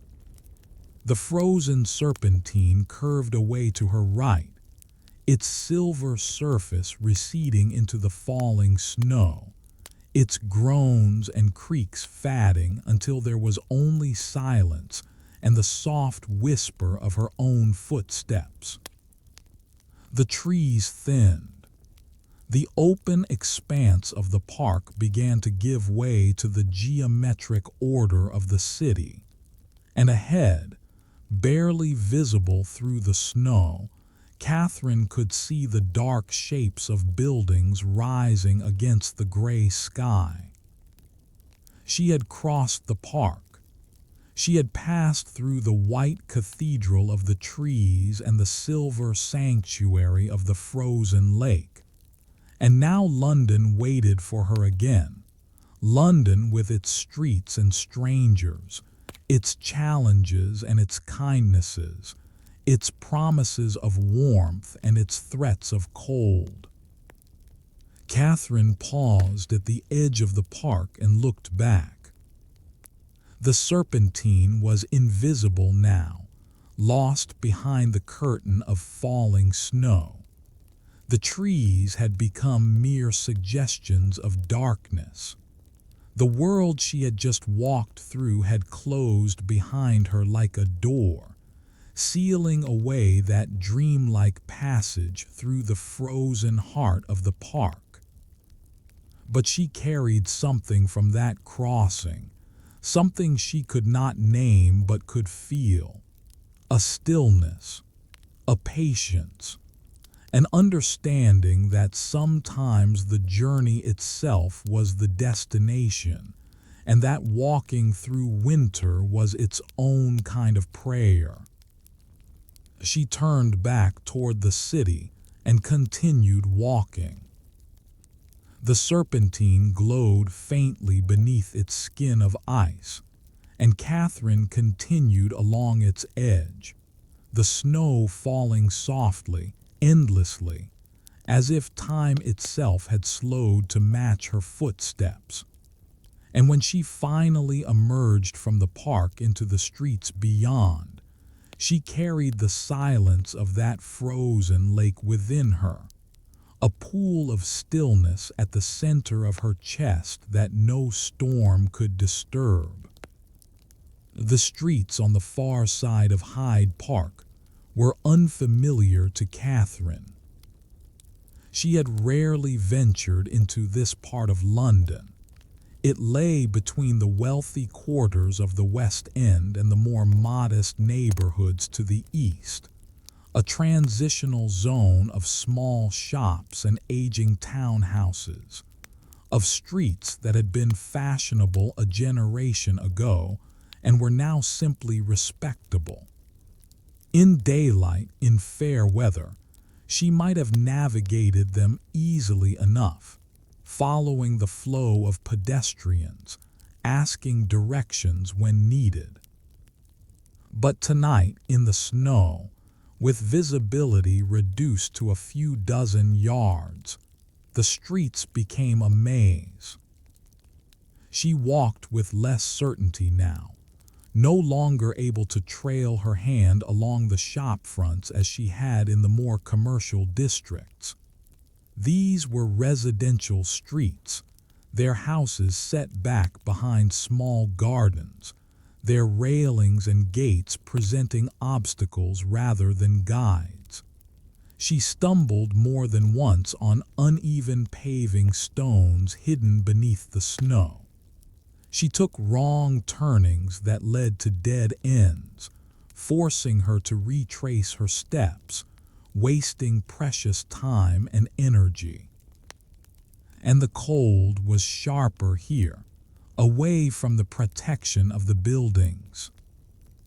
The wind, which had been merely bitter in the park, now cut through her coat with renewed viciousness, finding every gap in her defenses, probing every weakness in her layers of wool. Her scarf, damp from melted snow, had begun to freeze against her face, its fibers stiffening into an uncomfortable mask. Her fingers, despite her gloves, had lost all feeling, and her feet, those faithful companions that had carried her so far, had become blocks of ice at the ends of her legs, registering each step only as a distant pressure rather than a true sensation. She needed shelter, not permanently, not a place to stop her journey, but a pause, a moment out of the wind, a chance to restore some feeling to her frozen extremities before continuing. But where? The houses around her were all dark, their windows shuttered against the storm, their chimneys releasing thin streams of smoke that spoke of fires and families gathered within. These were not public establishments that might welcome a stranger. These were private homes, and Catherine had no claim upon their warmth. Then she heard it, faint, muffled, but unmistakable, singing. Not the robust carol singing of a church service or the boisterous song of a public house, but something quieter, something that sounded like voices lifted together in familiar harmony, rising and falling with the cadences of a hymn she almost recognized. Catherine turned toward the sound, letting it guide her through the snow-choked streets. Right, then left, then through a narrow passage between two buildings, and then a church. It rose before her in the falling snow, its steeple reaching up into the white sky like a finger pointing toward heaven. The building itself was old, its stones darkened by decades of London soot, its Gothic windows glowing faintly from within. A small churchyard surrounded it, its headstones transformed by snow into abstract white shapes, a garden of the dead rendered peaceful and strange by winter's covering. Catherine approached the main door, a heavy wooden portal that looked as though it had guarded this entrance for centuries, and tried the handle. Locked. Of course. It was late Christmas Eve, and the church had concluded its evening services. The congregation had gone home to their fires and their families. The doors were barred until morning. But wait, Mr. Finch had mentioned something. A church whose vestibule was never locked. Folks shelter there in rough weather, he had said. It's warmer than you'd think out of the wind. Catherine walked around the side of the building, her boots crunching through snow that was deeper here, drifted against the stone walls by the wind. And there, tucked into a corner where two wings of the church met, she found what she was looking for. A small covered entrance, its arched doorway creating a pocket of shelter, its wooden door standing slightly ajar. She pushed the door open and stepped inside. The vestibule was larger than she had expected, a rectangular space perhaps 10 feet by 15, with stone walls and a flagstone floor and a vaulted ceiling that rose to a point above her head. It was not warm exactly. The cold air of outside had followed her in, and the stone radiated a chill of its own. But it was out of the wind, and that simple fact felt like a luxury beyond measure. And she was not alone. In the dim light filtering through a small window set high in one wall, Catherine could make out other figures huddled in the vestibule's corners. A woman, wrapped in a shawl, with two small children pressed against her sides, all three of them cocooned in blankets that had seen better days. An elderly man in a worn coat, his hands clasped before him as if in prayer, his eyes closed, his breathing slow and steady. A young woman about Catherine's own age, sitting against the far wall with her knees drawn up to her chest, shivering despite the scarf wrapped around her head and shoulders. No one spoke. They sat in the silence of shared hardship, strangers drawn together by the storm, finding in each other's presence a warmth that had nothing to do with temperature. Catherine hesitated in the doorway, uncertain whether her arrival was welcome or intrusion. But the mother looked up at her with eyes that held neither surprise nor suspicion, only the weary recognition of one who understood what it meant to seek shelter in a storm. "Come sit," the woman said, her voice quiet but carrying in the stone-walled space. "There's room enough if we share it." Catherine moved toward the group, her frozen legs protesting each step, and lowered herself to the cold flagstones near the mother and her children. The children, a boy of perhaps 7 and a girl who might have been 5, looked up at her with wide eyes, curious but not afraid.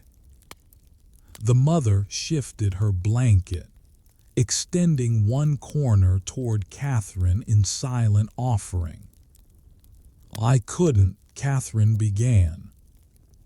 "Take it." The woman's voice was firm. "Warmth shared is warmth doubled. That's what my mother used to say." Catherine accepted the corner of the blanket, pulling it over her legs, feeling the faint warmth that the family had generated through the hours they had apparently spent in this vestibule. It was not much, wool worn thin by years of use, body heat that dissipated almost as quickly as it was generated, but it was something. It was an offering from a stranger who had little to offer. "Thank you," Catherine said. The elderly man opened his eyes and nodded at her. A simple acknowledgement, nothing more, but it felt like a welcome. The young woman against the far wall looked up briefly, then returned her gaze to her knees, lost in whatever thoughts were keeping her company. "Are you walking far?" the mother asked. "The East End. My sister lives there." "The East End." The woman shook her head slowly. "That's miles yet, miles through streets that may not be passable."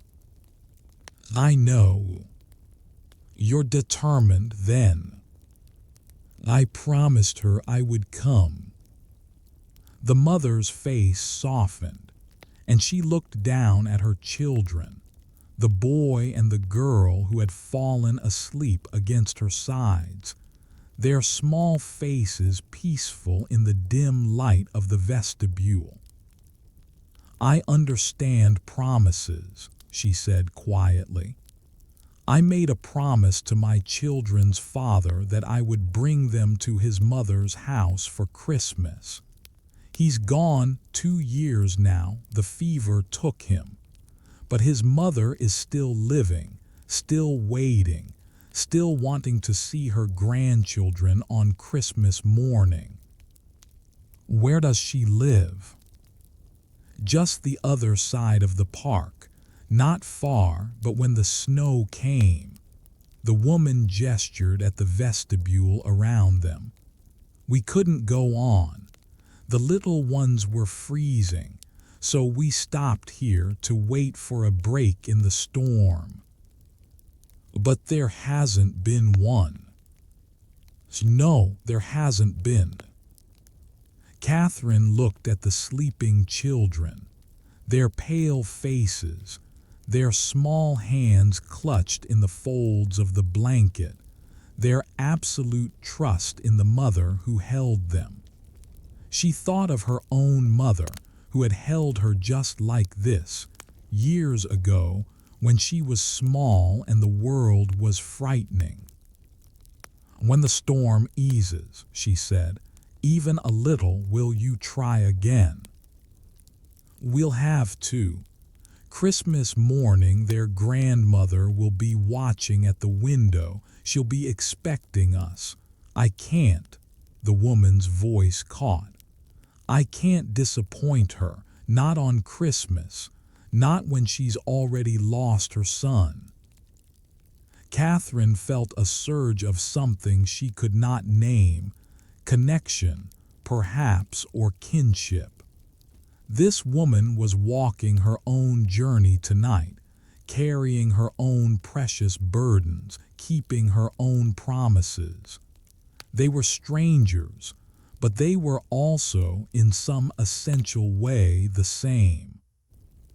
The elderly man cleared his throat, and both women looked toward him. "The storm will ease," he said, his voice dry and creaking like old leather. "It always does. Snow like this, it comes fast, but it doesn't last. By morning, the worst will be over." "How do you know?" the young woman against the far wall asked, her voice small and uncertain. "Because I've seen storms before, child, many of them. I've lived 82 years in this city, and I've seen fog so thick you couldn't see your own hand in front of your face. I've seen rain that fell for 40 days and nights, like the Bible says. I've seen cold that froze the river solid, cold that stopped the very breath in your lungs." He paused, his old eyes distant with memory. "And every time the storm passed, the fog lifted, the rain stopped, the cold relented. That's what storms do. They rage and then they go." He looked at Catherine. "You'll make it to your sister," he said. "And you," he nodded toward the mother, "you'll make it to your mother-in-law. And you," he looked at the young woman who had not spoken about her destination, "you'll make it to wherever you're going, because storms pass. They always do." The vestibule was silent for a long moment, the old man's words settling into the cold air like snowflakes finding their rest. Then the mother drew her children closer. The young woman pulled her scarf tighter, and Catherine breathed deeply, feeling something like hope kindle in her chest. She stayed in the vestibule for a few more minutes, letting the shared warmth, such as it was, seep into her frozen bones. The mother told her about her husband, who had been a clerk in a shipping office, who had loved to read adventure stories to their children, who had died too young and too suddenly, leaving her to navigate the world alone. The elderly man spoke of his wife, who had passed 3 winters ago after 50 years of marriage, whose absence still surprised him every morning when he woke. Even the young woman eventually shared her story. She was a seamstress, walking to her employer's house to deliver a dress that was needed for a Christmas ball, because if she didn't deliver it, she wouldn't be paid, and if she wasn't paid, she couldn't afford her room for another week. They were all walking tonight, all carrying their burdens through the snow, all keeping their own promises. When Catherine finally rose to leave, the mother reached out and touched her hand. "Oh, be safe," she said simply. "And you." The elderly man nodded from his corner. "The back alleys are faster," he said, "if you're brave enough to take them." "I'll remember." The young woman, the seamstress, looked up and offered a small smile, the first expression of warmth Catherine had seen on her face. "Happy Christmas," she said quietly. "Happy Christmas."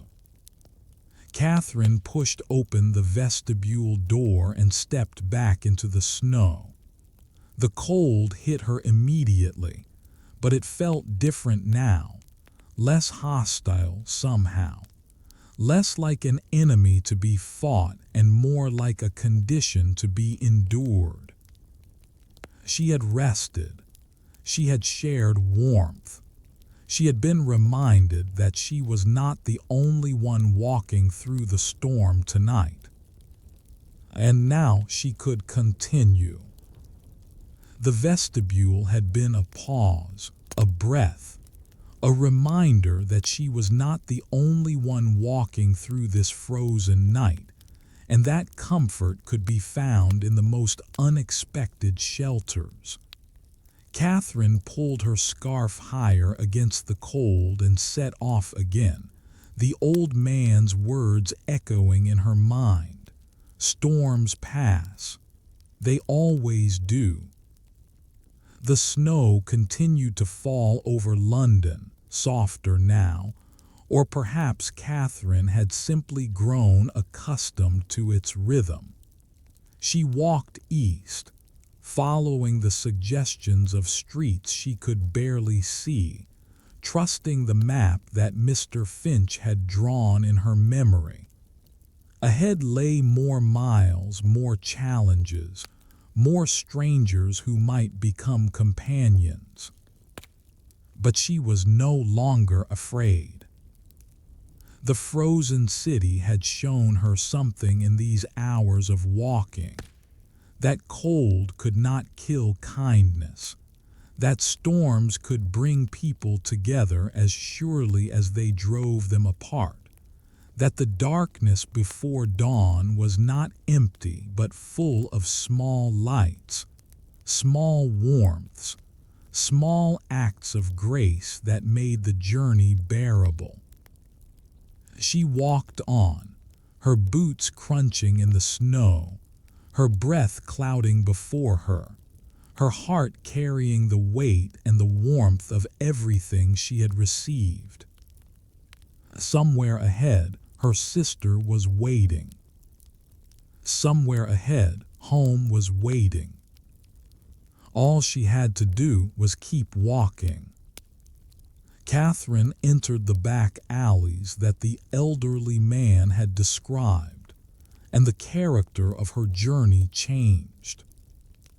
The streets she had walked before, Regent Street with its grand facades, the residential squares of Mayfair, even the unfamiliar roads near Hyde Park, had possessed a certain order, a logic that she could follow even when visibility failed. They were streets designed to be navigated, laid out by architects and city planners who intended them for public passage. But these alleys were different. They twisted and turned without apparent reason, following the ancient boundaries of properties long since subdivided, rebuilt, and subdivided again. They narrowed unexpectedly, forcing Catherine to turn sideways to squeeze between walls that seemed to lean toward each other like old friends sharing secrets.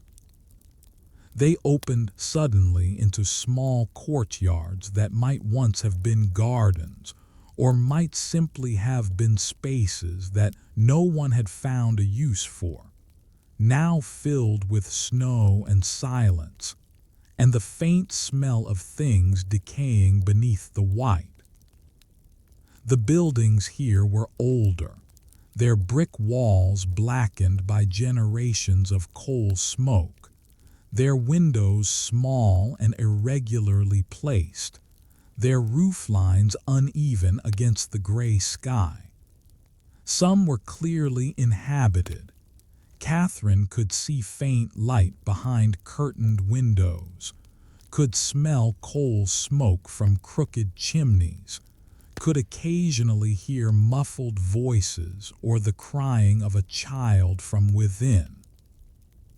Others stood dark and silent, their windows broken or boarded, their doors hanging loose on rusted hinges, abandoned to whatever spirits haunted empty buildings in the heart of a great city. Catherine walked carefully through this maze, one hand trailing along the damp brick walls, her boots finding uncertain purchase on cobblestones slick with ice beneath the snow. Less snow had accumulated here than on the open streets. The close-set buildings blocked much of the fall, creating a kind of ragged tunnel through the storm. But what snow had fallen lay treacherous and uneven, hiding broken paving stones and frozen puddles, and the detritus of lives lived in poverty. And yet, despite the squalor, despite the unfamiliarity, despite the legitimate fear that she might become hopelessly lost in this labyrinth, Catherine found something almost comforting about the alleys. They were sheltered from the wind that had cut through her on the open streets. They were warmer, somehow, the residual heat of the close-packed buildings creating pockets of less bitter air. And they were, in their own way, more honest than the grand facades of Regent Street, places where people lived as they actually lived, without pretense or performance. She was deep in this maze, uncertain how far she had come or how far she had yet to go, when she heard the sound.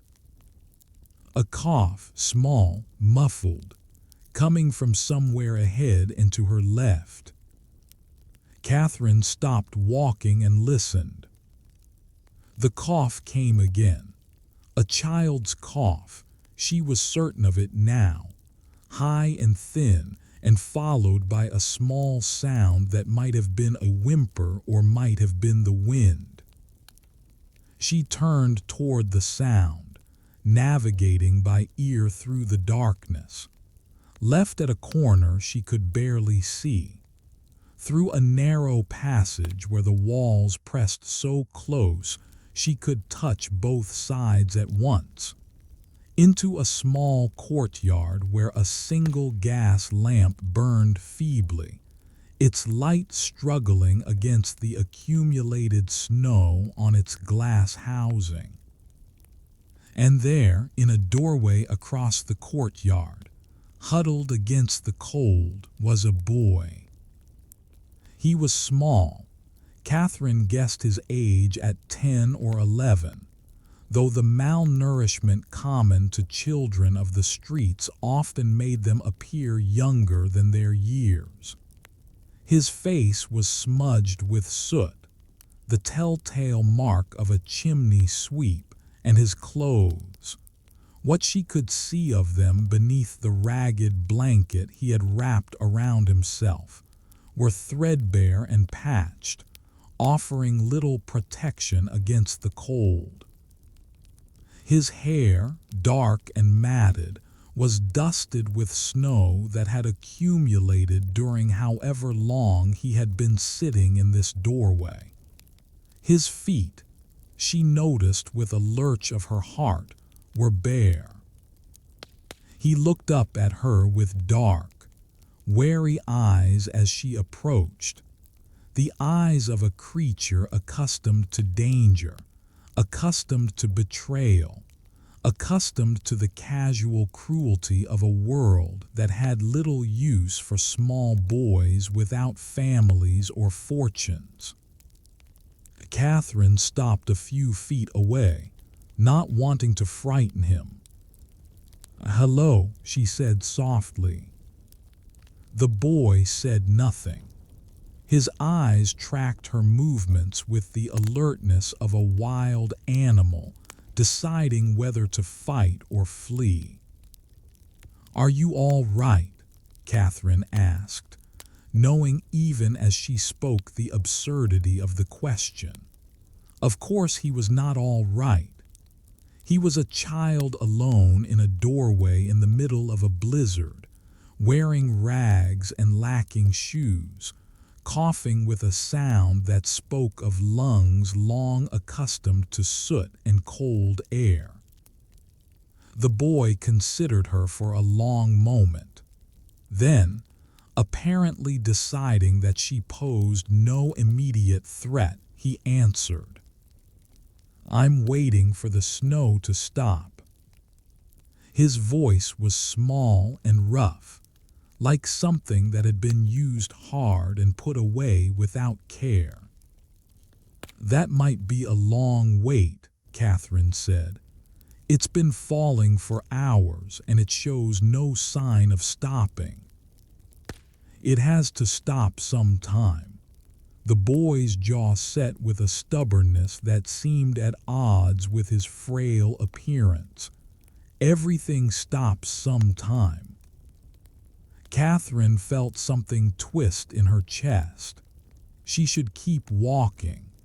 She was cold and tired and still miles from her sister's house, and every minute she delayed was a minute the storm could worsen, a minute her strength could fail. But she could not walk past a child alone in the cold. She could not. She reached into her pocket, where the paper cone from the chestnut vendor still rested, and remembered that she had eaten all the chestnuts miles ago. What else did she have? A few coins, the wrapped locket which she could not give away, nothing that would help a freezing child. But wait, the bread.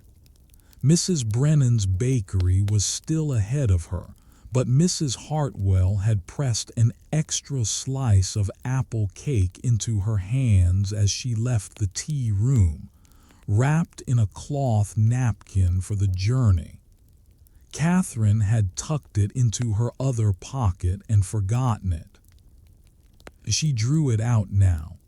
The cake was cold but still intact, still wrapped in its white cloth. "Here," she said, crouching down to the boy's level and holding out the cake. "It's apple cake, from a tea room on Regent Street. It's cold now, but it's still good." The boy looked at the offering with suspicion, then with hunger, then with the careful blankness of someone who had learned not to show need. "I don't have anything to trade," he said. "I'm not asking for a trade. It's a gift. Why? Because it's Christmas Eve. Because you're cold. Because I have it and you need it. The boy considered this logic, apparently found it acceptable, and reached out a thin hand to take the cake. He unwrapped it carefully, as if the cloth napkin itself were something precious, and took a small bite. Catherine watched him eat, watched the wariness in his eyes slowly soften as the sweetness of the cake registered. "What's your name?" she asked. "Oliver, miss." Another bite. "Oliver Twist, no relation to the famous one. Before you ask, everyone asks." "I wasn't going to ask." Catherine smiled despite herself. "I'm Catherine Wells." "Catherine." He said the name carefully as if testing its weight. "That's a nice name. Sounds like a lady's name." "I'm a governess. I take care of children." "Rich children." "Children whose parents are wealthy, yes." Oliver nodded as if this confirmed something he had suspected. "I thought so. You talk like a lady, walk like one too." He took another bite of cake, smaller this time, as if trying to make it last. "What are you doing out here then? Rich ladies don't walk through places like this. Not at night, not in the snow." "I'm walking to my sister's house. She lives in the East End." "The East End?" Oliver's eyebrows rose. "That's far, real far in this weather." "I know." "Do you know the way?" "Not exactly. I have directions, a map of sorts, but I've never walked this path before." Oliver was quiet for a moment, chewing the last of his cake with slow deliberation. Then he looked up at her with an expression that was equal parts calculation and something else, something that might have been the first stirring of trust. "I know these streets," he said. "Know every chimney, every roof, every back way. I could walk them blind, and I have some nights when the fog's so thick you can't see your hand." Catherine felt a flicker of hope. "Do you know the way to the East End, to Whitechapel?" "Know it. I've swept chimneys in Whitechapel since I was 7, 4 years now." He said it with a kind of grim pride, the accomplishment of survival in a world that had stacked every odd against him. "I know every street, every alley, every shortcut. I could get you there faster than anyone." "Then would you walk with me, show me the way?" Oliver's expression shifted, wariness returning, mixed with something more complex. He was calculating, Catherine realized, weighing the offer against his experience of the world, against everything he had learned about trusting strangers. "Why would you want me with you?" he asked. "I'm just a sweep, dirty and poor and nothing to offer." "You just said you could show me the way. That's something to offer." "But why would you trust me? I could lead you wrong, take you to dangerous places, rob you and leave you." Catherine looked at him, this small, thin, soot-stained child with his bare feet and his ragged blanket and his eyes that had seen too much of the world's cruelty. She saw the suspicion there, but beneath it something else. something that wanted to be trusted, even if experience had taught him that trust was dangerous. "Because I think you won't," she said simply. "Because I think you're the kind of person who, when someone offers you kindness, you offer kindness back." Oliver was very still. The snow fell around them, silent and steady. The gas lamp flickered overhead, casting shadows that danced on the courtyard walls. "You don't know that," he said finally. "You don't know anything about me." "Then tell me," Catherine said. "Tell me about yourself, and I'll tell you about me. And by the time we reach my sister's house, we won't be strangers anymore." Oliver looked at her for a long moment. Then, slowly, he unwrapped himself from his blanket and rose to his feet. He was even smaller standing than Catherine had realized, his head barely reaching her shoulder, his frame thin to the point of frailty. His bare feet were blue with cold, and she noticed for the first time that he was shivering despite his effort to hold himself still. "All right," he said, "I'll walk with you. But first," he reached into the pocket of his ragged coat and drew something out, something small and round and gleaming faintly in the gas light. A coin, a sixpence worn smooth by handling, its edges rubbed soft by the touch of countless fingers. "Take this," Oliver said, holding it out to her. "Oliver, no." "Take it." His voice was firm in a way that brooked no argument. "I've been saving it, penny by penny, for months. Was going to buy myself a Christmas meal with it, a proper meal with meat and potatoes and maybe a pudding." He swallowed, and Catherine saw the sacrifice this was costing him. "But you're kind to me. You gave me cake and talked to me like a person, so I want to give you something back." "I can't take your money, Oliver. You need it more than I do." "Maybe." He thrust the coin toward her more insistently. "But you might need to buy warmth somewhere, a cup of tea, a bit of bread, something to keep you going until you reach your sister." He paused, and when he spoke again, his voice was smaller. "Please, let me do something for you. Let me be. Let me be the kind of person you said I was." Catherine felt tears prick at her eyes for the second time that night. She reached out and closed her fingers around the coin, feeling its small weight, its smooth surface, the warmth it still carried from Oliver's pocket. "Thank you, Oliver," she said. "I'll carry it with me. And when I reach my sister's house, I'll tell her about the boy who gave it to me, the brave boy who walked with me through the storm."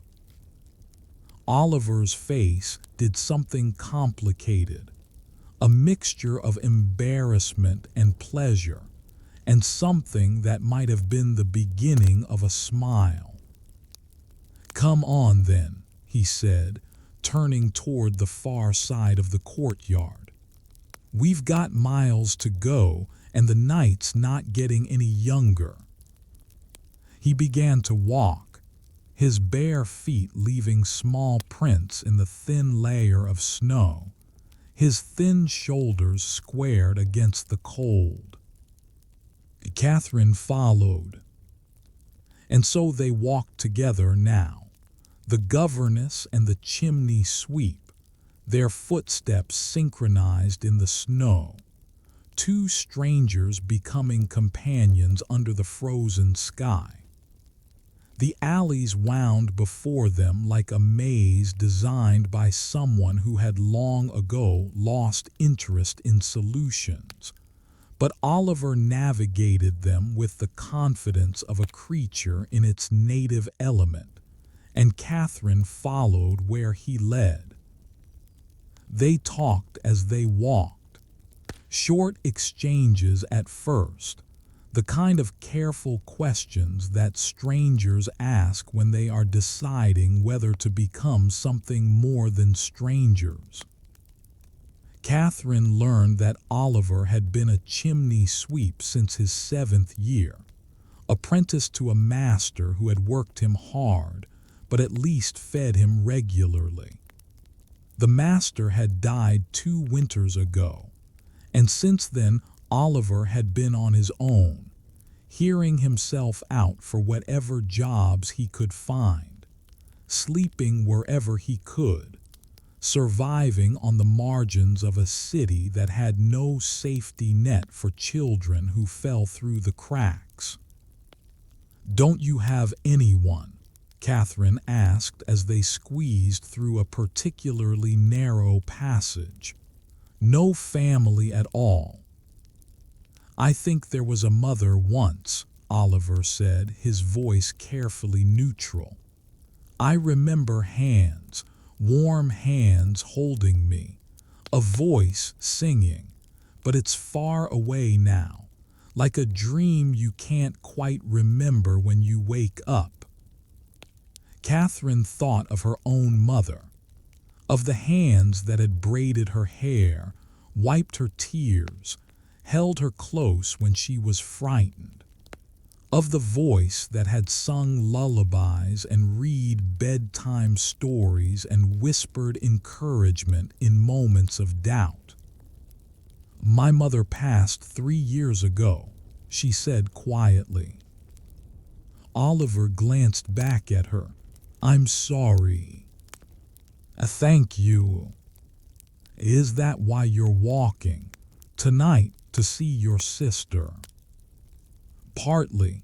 We promised each other we'd spend Christmas together, and I'm bringing her something, a gift. A locket with our mother's photograph inside." Oliver nodded slowly. "That's nice, having something to carry, something to remember by."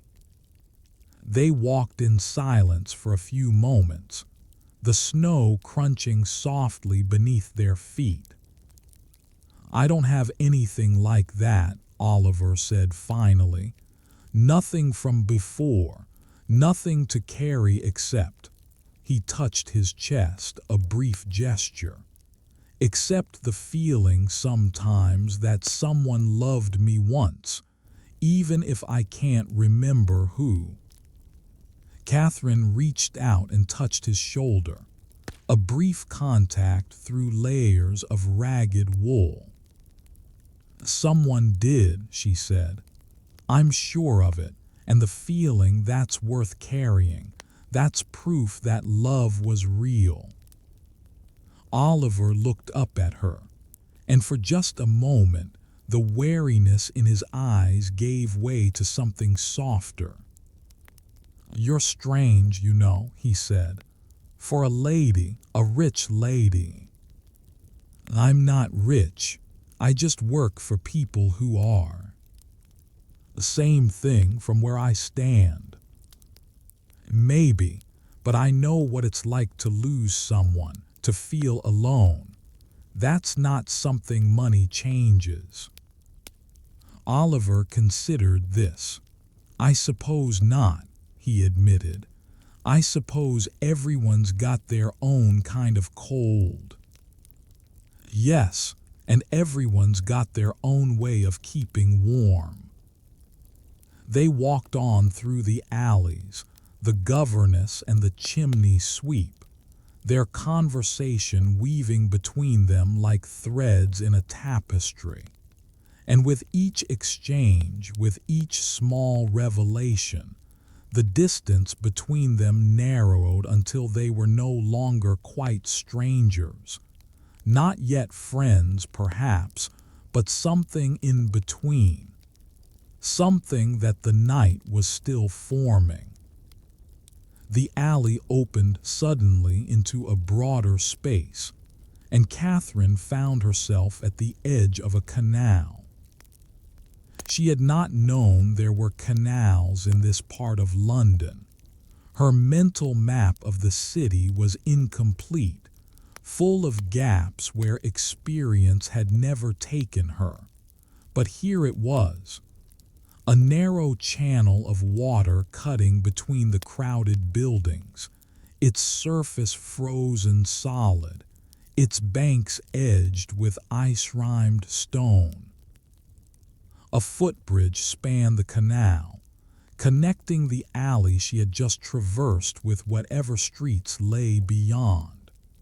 It was an old bridge, its railings made of iron twisted into decorative shapes that might have been elegant once, but were now blackened with age and bent in places by some long-ago impact. A single gas lamp stood at the far end, its flame guttering in the wind, casting weak light on the snow that covered the bridge's deck. Oliver stopped at the near end of the bridge and turned to face her. "This is the edge," he said, his voice suddenly uncertain. "My territory ends here. Beyond is different." "Different how?" Oliver glanced toward the far side of the canal, his young face shadowed with something that looked like fear. "There's others who work these streets. Older boys, men, some of them. They don't like strangers, don't like sweeps from other neighborhoods crossing their ground." He swallowed. "I've been chased before. Beaten once when I was 9, took a wrong turning and ended up." He stopped, unwilling or unable to finish the sentence. Catherine felt a chill that had nothing to do with the weather. The alleys they had walked through had been unfamiliar to her, but they had been Oliver's home ground, his territory, the streets he knew and could navigate safely. But if the streets beyond belonged to others, to people who might see them as intruders, as threats, as targets? "Is there another way?" she asked. "Around instead of through?" Oliver shook his head. "Not without going miles out of our way, adding hours to the journey." He bit his lip. "I could take you, try to get you through before anyone notices, but if they catch us..." He didn't need to finish. Catherine could imagine what might happen if they were caught, what might happen to her, but especially what might happen to Oliver, a small boy on territory that wasn't his, with no one to protect him. "Oliver," she said carefully, "I don't want you to risk yourself for me. If this way is dangerous..." "Everything's dangerous," Oliver interrupted, and there was something ancient in his young voice, something that had learned too early what the world could do. "But you were kind to me. You gave me cake and talked to me like a person, and you trusted me to lead you true." He straightened his thin shoulders. "I'm not scared, not with you." But Catherine could see the fear in his eyes despite his words. He was scared. He was just willing to be scared for her sake. She opened her mouth to respond, to insist that they find another way, that she would not let him endanger himself, when a sound reached her ears. Footsteps behind them, approaching through the alley they had just left. Oliver tensed, his body going rigid, his eyes darting toward the sound. Catherine turned, her heart suddenly pounding, her frozen hands clenching into fists inside her gloves. A figure emerged from the darkness of the alley. Tall, stooped, a long pole over one shoulder, snow dusted on a wool cap, ice in a gray beard. Mr. Finch. The lamplighter stepped into the faint circle of light cast by the gas lamp on the bridge. His weathered face creased into what might have been a smile. "I found you," he said. "Told you I would." Catherine felt something release in her chest, a tension she hadn't known she was carrying, a fear she hadn't consciously acknowledged. The lamplighter, who had given her the map of kindness, who had promised to follow when his work was done, who had said that the snow always led him where he was meant to go. "Mr. Finch," she breathed, "how did you?" 40 years of walking these streets, Miss Wells. The snow leaves tracks even when it tries to fill them in.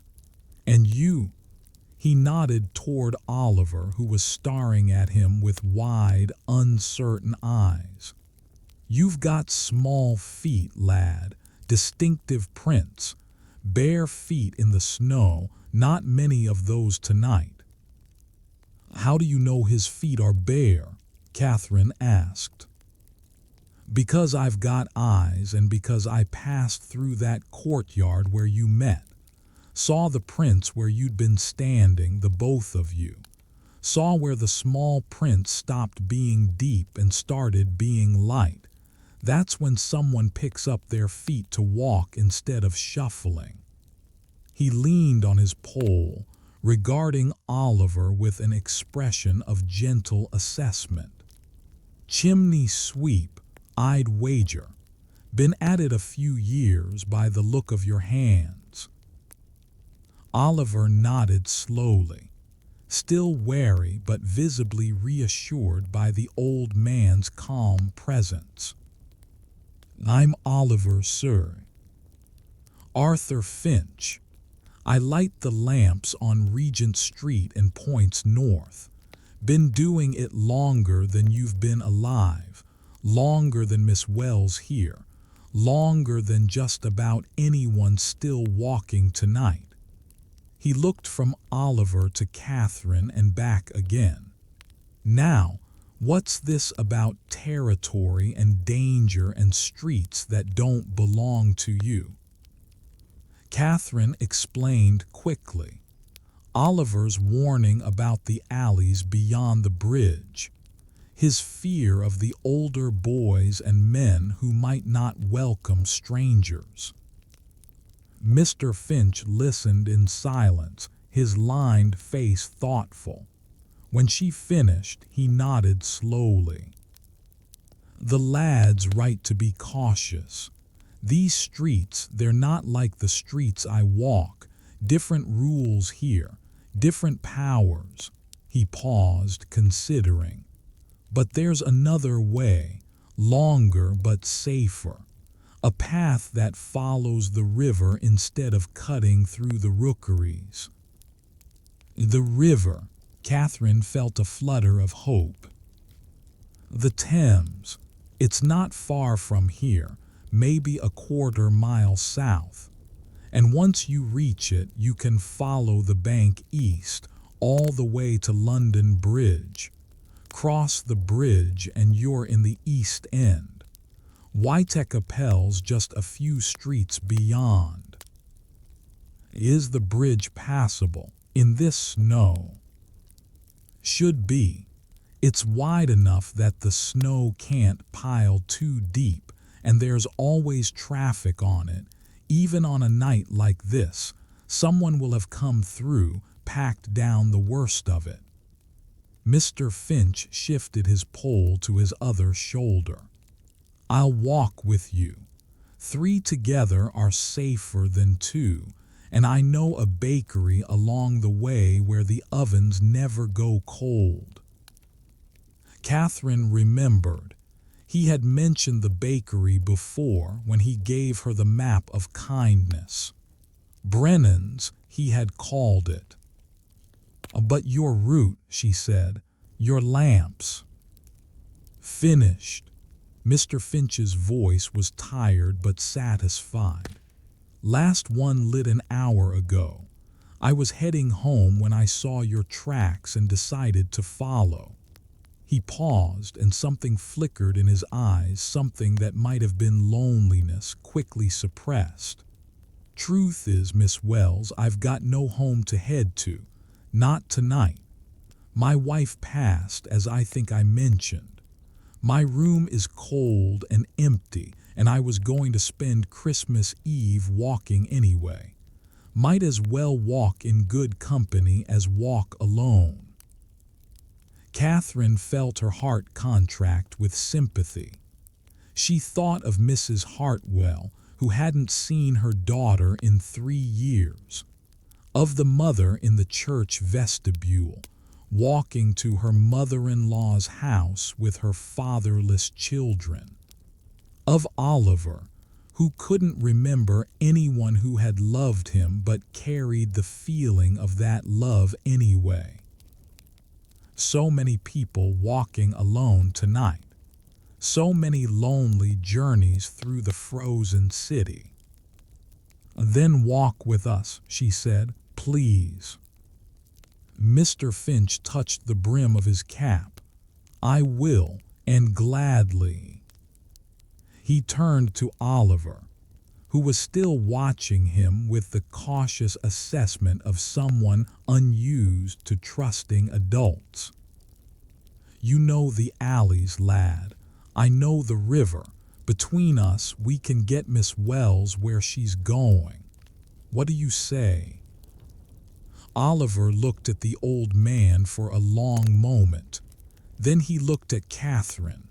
Then, finally, he nodded. All right, he said. Together, then. Together, the 3 of them crossed the bridge. The governess, the chimney sweep, and the lamplighter, their figures small against the vast frozen city. The bridge creaked gently beneath their feet, and then they were across, moving forward together, the storm swirling around them but no longer quite so fearsome now that they were 3 instead of 1. They walked south toward the river, Oliver leading, Mr. Finch bringing up the rear, Catherine in the middle. The alleys here were narrower but less threatening, perhaps because they were now skirting the edge of the dangerous territory rather than passing through it. Oliver moved with more confidence now, glancing back occasionally to make sure his companions were keeping up, his bare feet somehow finding purchase on the icy cobblestones where Catherine's boots sometimes slipped. Mr. Finch walked with the steady, unhurried gait of a man who had spent decades covering ground on foot, his pole over his shoulder like a walking staff, his breath misting in the cold air. They talked as they walked, not continuously, but in comfortable fragments, filling the silence when it felt too heavy and letting it lie when it felt right. Mr. Finch told them about his wife, Margaret, who had been a seamstress before her hands grew too arthritic to hold a needle. He described their small room in Clerkenwell, which had felt too large since she passed, and the way he still sometimes set 2 cups on the table when he made tea, only to remember that the second cup had no one to drink it. Oliver, emboldened by the old man's honesty, spoke haltingly of the master chimney sweep who had taken him in at 7, a man named Crockett who had been harsh but not cruel, who had fed him and taught him the trade, and kept him alive through winters that should have killed him. Crockett had died of the lung disease that claimed so many sweeps, coughing up black dust until his heart gave out, and Oliver had been on his own ever since. Catherine told them about the Ashworth children, James and Sarah, who were not unkind but who saw her as furniture rather than a person. She told them about her mother's final weeks, about holding vigil by the sickbed, about the terrible relief she had felt when the end came because at least the suffering was over. She told them about Eleanor, her sister, who had always been the strong one, the brave one, the one who knew what to do when the world fell apart. "She sounds lovely, your sister," Mr. Finch said as they rounded a corner, and the smell of the river reached them, that unmistakable blend of water and industry, and the faintly mineral scent of ice. "She is, but I've been a poor sister to her, a year without visiting, a year of letters that said nothing important, that skated across the surface of things without ever diving deep." Catherine felt the weight of her guilt, heavy as the locket in her pocket. "I don't know if she'll forgive me." "She'll forgive you," Oliver said unexpectedly. Both adults looked at him and he flushed but continued. "My mother, the one I can't remember, I don't think she ever did anything to forgive. I mean, I don't remember anything bad, just warmth, just love." He swallowed. "If she were here now, if she came back somehow, I wouldn't care what she'd done or not done. I'd just be glad she came." The words hung in the cold air, simple and profound. "Out of the mouths of babes," Mr. Finch murmured. Catherine reached out and touched Oliver's shoulder again, feeling the thin bones beneath the ragged fabric. "Thank you, Oliver," she said. "I needed to hear that." He shrugged, embarrassed, but she could see the small glow of pleasure in his eyes at being useful, at being heard, at mattering to someone. They walked on. They reached the river, and Catherine's breath caught in her throat. The Thames lay before them, vast and gray and utterly transformed. She had seen the river countless times, from bridges, from the windows of carriages crossing those bridges, from the crowded wharves where she had once accompanied Mrs. Ashworth on an errand to a shipping office. She knew the Thames as a working river, a highway of commerce, crowded with barges and steamers and the small boats of watermen plying their trade. She knew it as a living thing, brown and churning, carrying the detritus of the great city toward the sea, never still, never silent. But tonight the Thames was neither moving nor silent. It was something else entirely.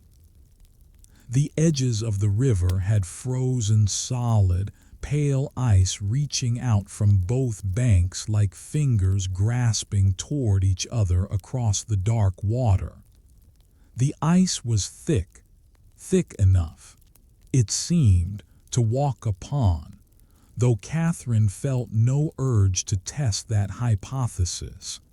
and it glowed faintly in the dim light, reflecting what little illumination the cloud-covered sky provided. Beyond the frozen edges, the center of the river still flowed, but sluggishly, reluctantly, as if the water itself was tired and longing to rest. Ice floes drifted in this central channel, bumping against each other with low groaning sounds, rotating slowly in the current, their surfaces covered with thin layers of fresh snow. The bridges that span the river, London Bridge directly ahead, and further west the dim shapes of Southwark Bridge and Blackfriars, rose against the gray sky like the skeletons of sleeping giants, their arches dark, their lamps guttering in the wind.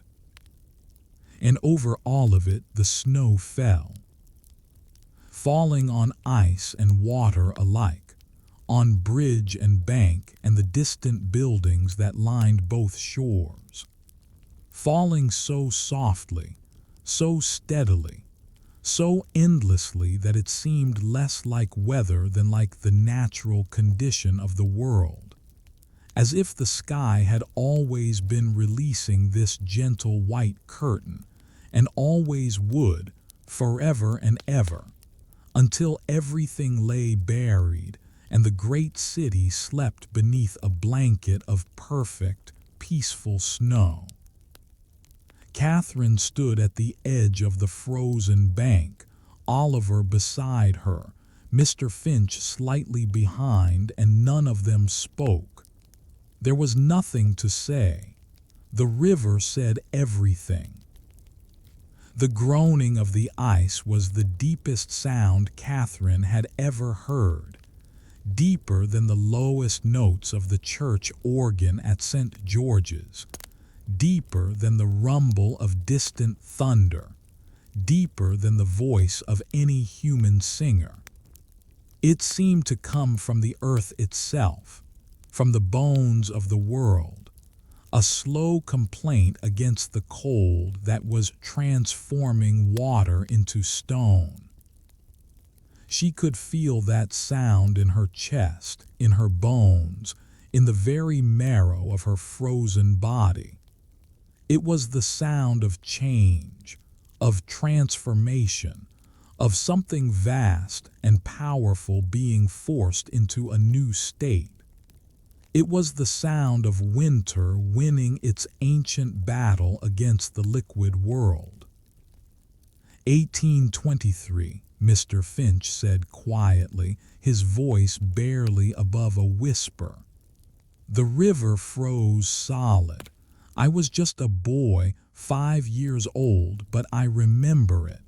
My father took me to see the Frost Fair. The Frost Fair. Oliver's voice was hushed, as if he feared disturbing the river's meditation. A festival on the ice. They built tents and stalls out there in the middle of the river, sold food and drinks and trinkets.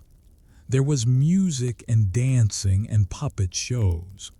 People walked across from one bank to the other, walked right across the frozen water, laughing and playing as if the river were just another street. You could walk on it. Oliver sounded awed. Walk, run, dance. The ice was thick enough to hold the world. Mr. Finch's voice had grown soft with memory. I remember my father buying me a hot potato from a vendor on the ice. I remember eating it with my mittened hands while he held me on his shoulders so I could see over the crowd. I remember thinking it was magic, that the river had become solid just for us, just for Christmas. What happened? Catherine asked. The thaw came, as it always does. The ice began to crack and shift, and everyone scrambled to reach the banks before the river remembered how to flow. He paused. Some didn't make it. A few tents and stalls fell through when the ice gave way. Some goods were lost. Some lives I heard, though my father shielded me from that knowledge at the time. He stepped forward, standing beside Catherine at the edge of the frozen bank, his aged face softened by memory and cold. But I remember the magic more than the danger. I remember that feeling, that the world could change in a single night, that the impossible could become possible, that winter could turn the living river into a stage for wonder. He looked out at the Thames, at the ice floes drifting in the central channel, at the bridges rising dark against the sky. Tonight, it's trying to remember how. Catherine followed his gaze. The river groaned again, a deep and patient sound, and a particularly large ice floe rotated slowly in the current, its surface gleaming. Could it freeze solid again? Oliver asked. Tonight? I don't know, lad. It's colder than I've felt in years, and the snow shows no sign of stopping. But the river, he shook his head. The river knows things we don't.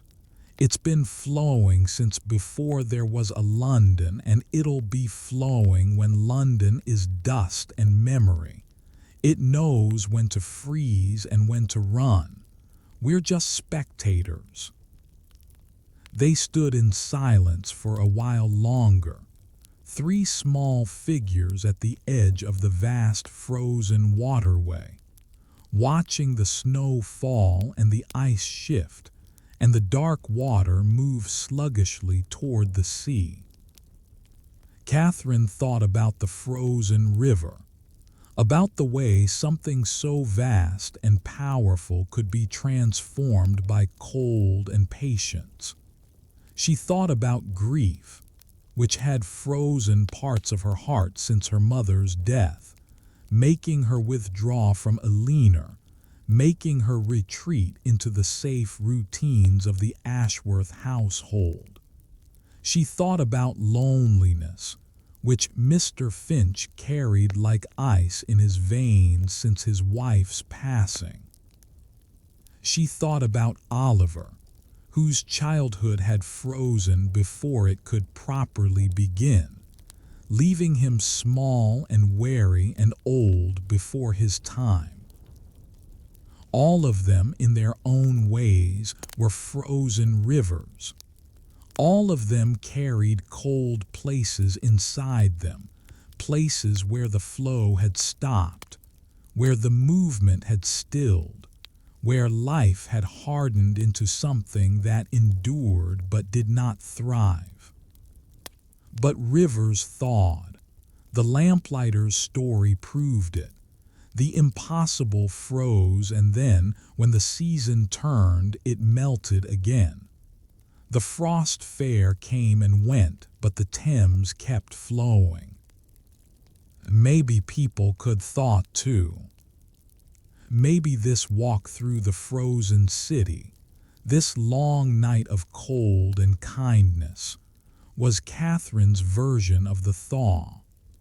Maybe, step by step, she was breaking up the ice that had formed around her heart, letting the warmth of strangers in, learning to flow again toward the people she loved. She touched the pocket where the locket rested. Her mother's face, frozen in silver, waiting to find its home.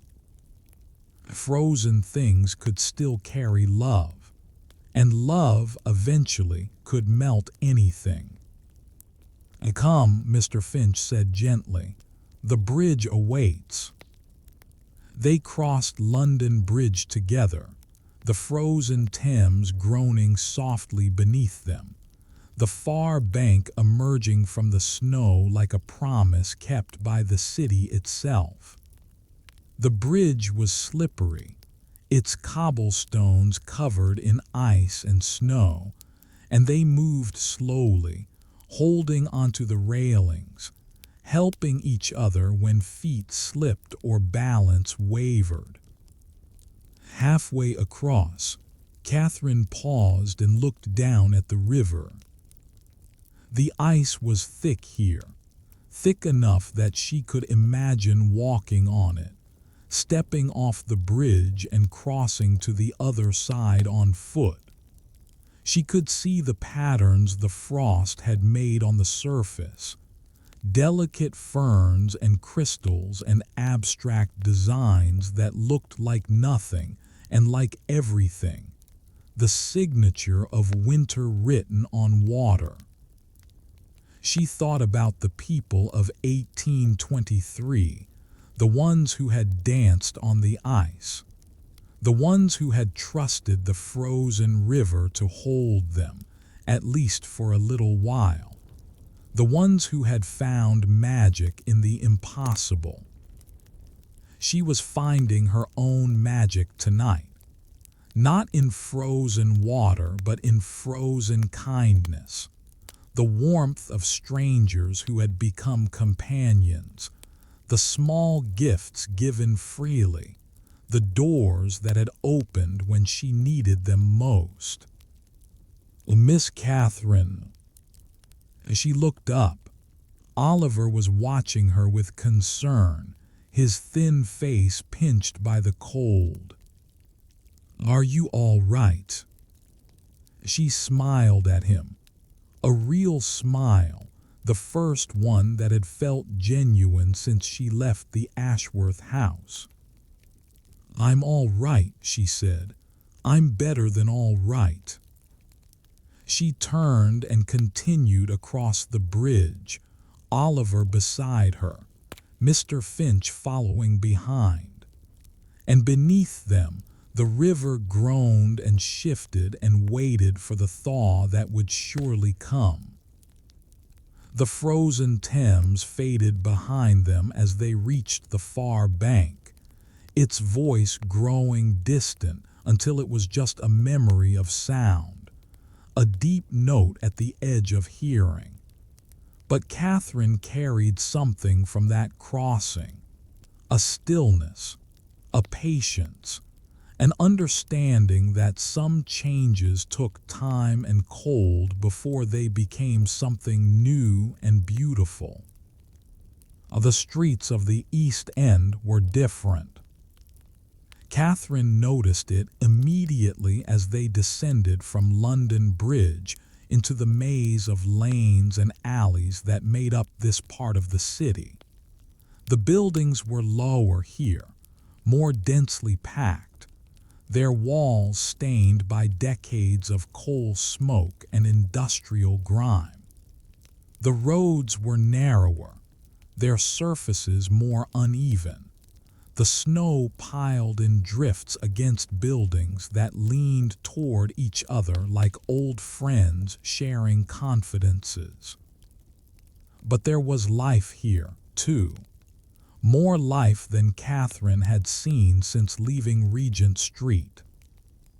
Candles burned in windows, not the expensive beeswax tapers of the Ashworth household, but tallow candles that guttered and smoked but provided light nonetheless. She could hear voices from inside the buildings, families gathered, children laughing, the muffled sound of singing. Somewhere a baby cried and was quickly soothed. Somewhere else, a dog barked twice and then fell silent. These were poor streets, streets where people worked hard for little reward, streets where survival was an accomplishment rather than an assumption. But they were alive in a way that the grand, empty avenues of the West End had not been tonight. The storm had driven the wealthy behind their walls and their servants. But here, in the crowded tenements and narrow houses, people pressed together for warmth and made their own light against the darkness. Oliver led them with renewed confidence. These streets were familiar to him, even more than the alleys they had traversed earlier. He pointed out landmarks as they passed: the corner where he had once found a dropped coin, the doorway where a woman sometimes gave him bread, the chimney of the house whose flue he had swept 3 times in one winter because the family kept burning green wood and clogging it with soot. "There," he said suddenly, pointing ahead, "that's Brennan's." Catherine followed his gesture and saw it. A small shop on a corner, its windows fogged with warmth, light spilling from behind the condensation in a golden glow that seemed to push back the darkness. A painted sign hung above the door, its letters partially obscured by accumulated snow: Brennan's Bread and Pastries. And from within, even through the closed door, she could smell it. Fresh bread, warm bread, the most fundamental and comforting scent in the world, the smell of grain transformed by heat into sustenance, the smell of life being nourished. Mr. Finch pushed open the door, and warmth rushed out to greet them. The interior of the bakery was small but intensely warm. Massive ovens dominated the back wall, their iron doors radiating heat that seemed to fill the entire space and push outward against the cold. A wooden counter separated the front of the shop from the working area behind it, and on this counter rested trays of bread and rolls and small pastries, some still steaming gently from the oven. A man stood behind the counter, broad and tall, with flour dusted in his graying beard and arms like tree trunks from years of kneading dough. His eyes were kind above his weathered cheeks, and his hands, despite their size, moved with surprising delicacy as he transferred loaves from a wooden paddle to a cooling rack. A woman worked beside him, shorter, rounder, with a kerchief tied over her hair and sweat beading on her brow from the heat of the ovens. She looked up as the door opened, and her face broke into a smile that seemed to emanate the same warmth as the ovens themselves. "Arthur Finch," she exclaimed, "I was wondering if you'd come by tonight, and you've brought friends." "Mrs. Brennan," Mr. Finch touched the brim of his cap. "Mr. Brennan, happy Christmas to you both." "And to you, Mr. Finch. Come in, all of you. Close that door before all the heat escapes." Mrs. Brennan was already moving around the counter, gesturing them toward a small cluster of stools near the ovens. "Sit, warm yourselves. Patrick, put the kettle on the big one, there's 3 of them, and cut some bread while you're at it." The baker, Mr. Brennan, presumably, nodded and moved to comply, his movements economical and practiced. Catherine sank onto one of the stools, her frozen body responding to the heat with a deep ache that was almost painful. Beside her, Oliver pressed as close to the ovens as he dared, his bare feet finally receiving the warmth they had been denied all night. Mr. Finch settled into the remaining stool with a sigh that spoke of decades of walking and a bone-deep weariness that the heat was slowly easing. "Out in this weather on Christmas Eve," Mrs. Brennan said, her voice a mixture of concern and admiration. "Where are you headed?" "My sister," Catherine said. "She lives just a few streets from here. I'm walking to spend Christmas with her." "Walking in this?" Mrs. Brennan shook her head, but there was no judgment in the gesture, only wonder. "And these two, are they family too?" Catherine looked at Oliver, at Mr. Finch. These strangers she had met hours ago, who had walked beside her through the frozen city, who had shared their stories and their warmth and their company. "They are now," she said simply. Mrs. Brennan's face softened into something luminous. "Then you'll all break bread together before you go. It's Christmas Eve and no one leaves my bakery hungry. Not tonight, not ever." Mr. Brennan brought bowls of soup, simple broth with vegetables, but it was hot and nourishing and tasted like heaven to Catherine's cold-numbed tongue. He brought slices of fresh bread, still warm from the oven, with a small pot of butter that melted on contact.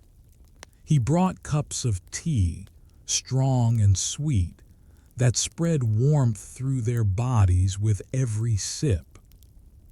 They ate in silence at first, too focused on the food and the heat to speak. But gradually, as the cold retreated and their bodies remembered what warmth felt like, conversation returned. Mrs. Brennan told them about her life. Born in Ireland, emigrated during the famine, met Patrick in a bread line where he was working as an apprentice baker. They had married, saved, eventually bought this small shop with its beautiful ovens. They had never had children, but they thought of their customers as family, especially the regulars who came every day for their bread. "The ovens never go cold," Mr. Brennan said, his voice a deep rumble that seemed to vibrate with the heat of the fires he tended. "Not on Christmas Eve, not on any night. Someone always needs bread. Someone always needs warmth. It's our way of giving back, I suppose, for all we've been given." "And what have you been given?" Oliver asked, curious. The baker considered the question. "Each other," he said finally. "This shop, a trade that feeds people instead of taking from them. The chance to make something good every day, something that matters." He paused. "When I was a boy in the hunger times, I watched people starve. I swore that if I ever had the means, no one would starve in my presence. No one would go cold if I could help it." His wife reached out and touched his arm, a gesture of such simple affection that Catherine felt tears prick at her eyes. "We can't save everyone," Mrs. Brennan said, "but we can save the ones who come through our door, and that's enough. That has to be enough." Catherine thought about that, about the limits of kindness, the boundaries of what any one person could do. The lamplighter lit his lamps and gave directions to strangers. The tea shop owner kept her doors open late. The chestnut seller gave away his last batch. The mother in the vestibule shared her blanket. The baker kept his ovens burning all night long. None of them could stop the storm. None of them could warm the whole city. But each of them, in their own small way, pushed back against the cold, created pockets of warmth, gave what they had to whoever needed it. Maybe that was the point. Not grand gestures, but small ones, repeated endlessly, accumulating like snowflakes until they covered the world in something gentle. "Your sister's house," Mrs. Brennan said, breaking into Catherine's thoughts. "Where exactly is it? I know these streets like the back of my hand, been walking them for 30 years. Catherine described the location as best she could, based on letters and a single visit years ago. Mrs. Brennan nodded as she spoke, clearly following the route in her mind. "I know the street," she said when Catherine finished. "It's not far, maybe 10 minutes walk if the snow isn't too deep. 2 turnings left, then right, then straight on until you see the church with the crooked steeple. The houses you're looking for are just past it." "Thank you," Catherine said, "for the directions, for the food, for—" She gestured around her at the warmth, at the kindness, at everything. "For all of this." Mrs. Brennan waved off the gratitude. "It's nothing. It's just bread and tea. It's just what we do." "It's not nothing," Mr. Finch said quietly. "To someone who's been walking through the cold all night, it's everything." The baker's wife looked at him, and something passed between them, an understanding that transcended words. "Then take more of it with you," she said. "Wait here." She disappeared into the back of the shop and returned a moment later with a bundle. A loaf of bread wrapped in cloth, still warm from the oven. "For your sister," she said, pressing it into Catherine's hands. "From strangers who wish her well. Tell her. Tell her that the kindness of this night belongs to her too. That everyone who helped you get here is sending their love through you." Catherine took the bread, feeling its warmth through the cloth, feeling the weight of everything it represented. "I will," she said. "I'll tell her." The warmth of the bakery stayed with them as they stepped back into the snow, not just in their bodies but in their spirits. Catherine carried the bread pressed against her chest, the locket pressed against her heart, and both felt like offerings now, gifts gathered along the journey to present at its end. The final streets lay ahead. The sister was waiting, and the longest night of Catherine's life was nearly over. They walked the final streets together. The snow had eased somewhat, not stopped, but softened, the flakes falling more gently now, the wind dying down to something almost peaceful. The clouds overhead showed the faintest suggestion of lighter gray to the east, hinting at a dawn that was still hours away but coming nonetheless. Catherine recognized landmarks from her single previous visit to this neighborhood. A corner shop whose faded sign advertised "Taylor's Tobacconist." A crooked lamppost that leaned at such an angle it seemed impossible it hadn't fallen. A narrow alley she remembered walking down with Elena, both of them laughing at something she could no longer recall.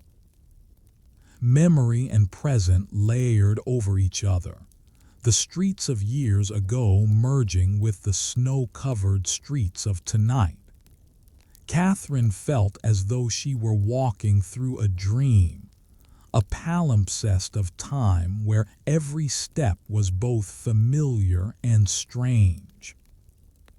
Oliver walked beside her, his bare feet blue with cold but his step steady. He had been quiet since leaving the bakery, and Catherine sensed he was thinking about something he wasn't sure how to say. Finally he spoke. "Miss Catherine, when we get there, what happens to me?" The question hung in the cold air between them. "What do you mean?" Catherine asked, though she suspected she knew.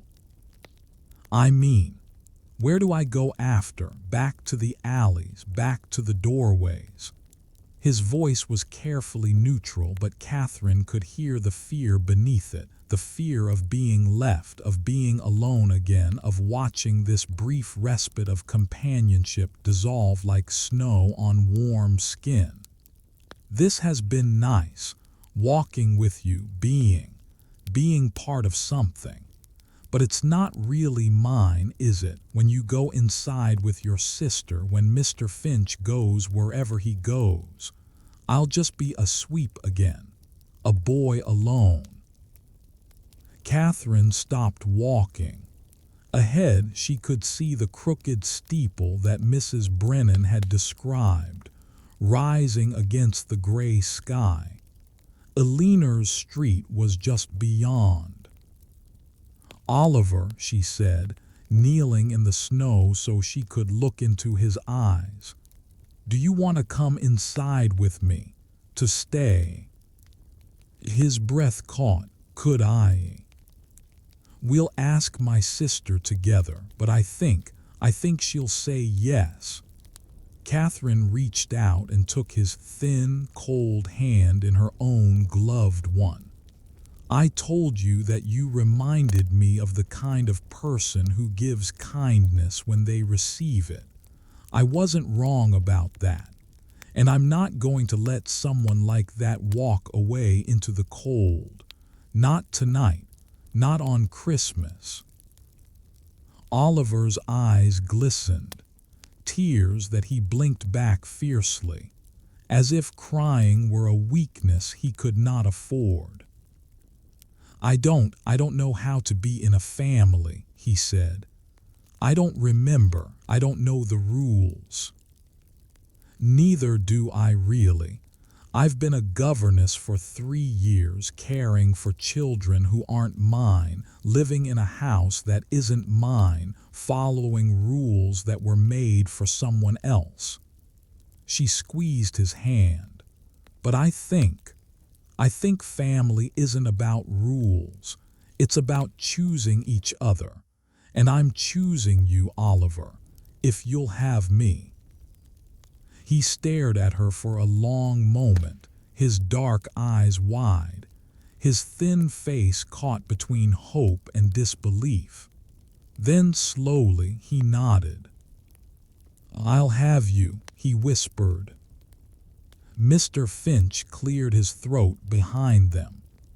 Catherine rose and turned to face the lamplighter, who was watching them with an expression she couldn't quite read. "I should be getting on," he said. "My route won't finish itself." "Mr. Finch, you said your route was finished." "Did I? Well." He shifted his pole from one shoulder to the other, avoiding her gaze. "There's always another lamp somewhere, always another street that needs lighting." Catherine understood. He was giving them space. He was stepping back, preparing to disappear into the night as lamplighters do, to return to his cold room and his empty teacups and the absence of the wife he still mourned. "Mr. Finch," she said carefully, "do you have somewhere to go tonight for Christmas?" He was quiet for a long moment. The snow fell around them, soft and endless. In the distance, a church bell began to toll, slow, solemn, marking the hours until dawn. "I have a room," he said finally. "In Clerkenwell it's warm enough, quiet." "That's not what I asked." Their eyes met, and Catherine saw in his face the same loneliness she had seen in Oliver's, the same hunger for connection, the same fear of hopping for something that might be taken away. "Come with us," she said, "please." "Miss Wells, I couldn't impose. You gave me a map of kindness when I was lost in the snow. You followed me through the storm when you could have gone home. You helped me cross the river and find the bakery and navigate streets I'd never walked." Catherine stepped toward him. "You've been family to me tonight, Mr. Finch. You and Oliver both. Real family, the kind that walks beside you when the way is hard." She reached out and touched his arm, feeling the rough wool of his coat. "My sister has a fire. She has tea. She has room, I'm sure, for 3 more souls on Christmas morning. And she should meet the people who helped me reach her. She should know that I didn't walk alone." Mr. Finch looked at her hand on his arm, then at her face, then at Oliver, who was watching with wide eyes. "I don't want to intrude," he said, but his voice had softened. "You won't be intruding, you'll be arriving. There's a difference." Catherine smiled at him. "Come with us, Mr. Finch, come be warm." The lamplighter stood very still for a long moment. The snow fell around him, catching in his beard, settling on his shoulders, trying to make him part of the frozen landscape. Then he nodded just once. "All right," he said, "I'll come." The 3 of them, no longer strangers, not quite family, but something in between, turned down the final street. The houses huddled together like old friends sharing secrets, their snow-covered roofs identical, their dark windows beginning to show the first faint glimmers of candlelight as families woke to greet Christmas morning. Somewhere ahead, behind one of those windows, Alina was waiting. The dawn was coming now, faint pink touching the edges of the gray sky. Catherine walked the final yards with Oliver on one side and Mr. Finch on the other, her heart full of something she hadn't felt in years, something that might have been hope, or might have been joy, or might simply have been the warmth of belonging. The locket rested in her pocket, her mother's face waiting inside. The bread from the bakery was warm against her chest.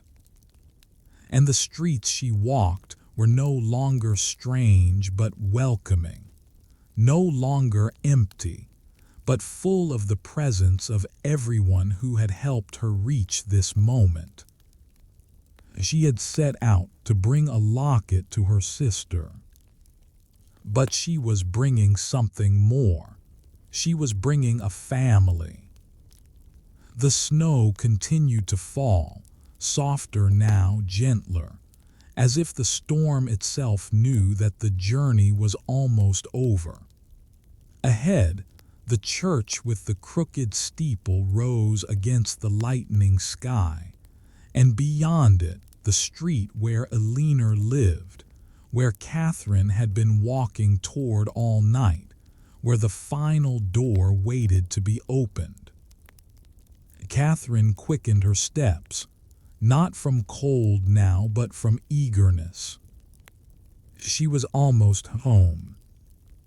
Catherine stood at the end of her sister's street. The snow had eased to a gentle drift now, flakes falling softly, no longer driven by wind, no longer fierce or urgent. They descended through the gray pre-dawn air with the patience of petals falling from a tree in late spring, each one unique, each one taking its own path, each one finding its rest upon the white-covered world below. The gas lamps were still lit here, casting golden pools of light on the snow that covered everything. The cobblestones, the railings, the steps leading up to each door. The light was softer than it had been earlier in the night, as if the lamps themselves were growing tired, their flames burning lower as dawn approached, knowing their duty was nearly done. Catherine looked down the street, letting her eyes travel from house to house.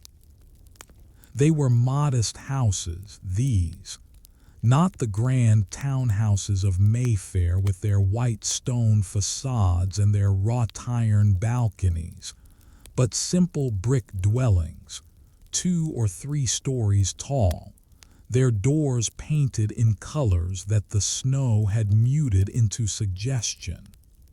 Green, perhaps, on that one, blue on the next, a deep red on the house at the corner, its Christmas wreath barely visible beneath its coating of white. Wreaths hung on many of the doors, circles of evergreen tied with ribbons, symbols of life persisting through the winter, of hope maintained against the cold.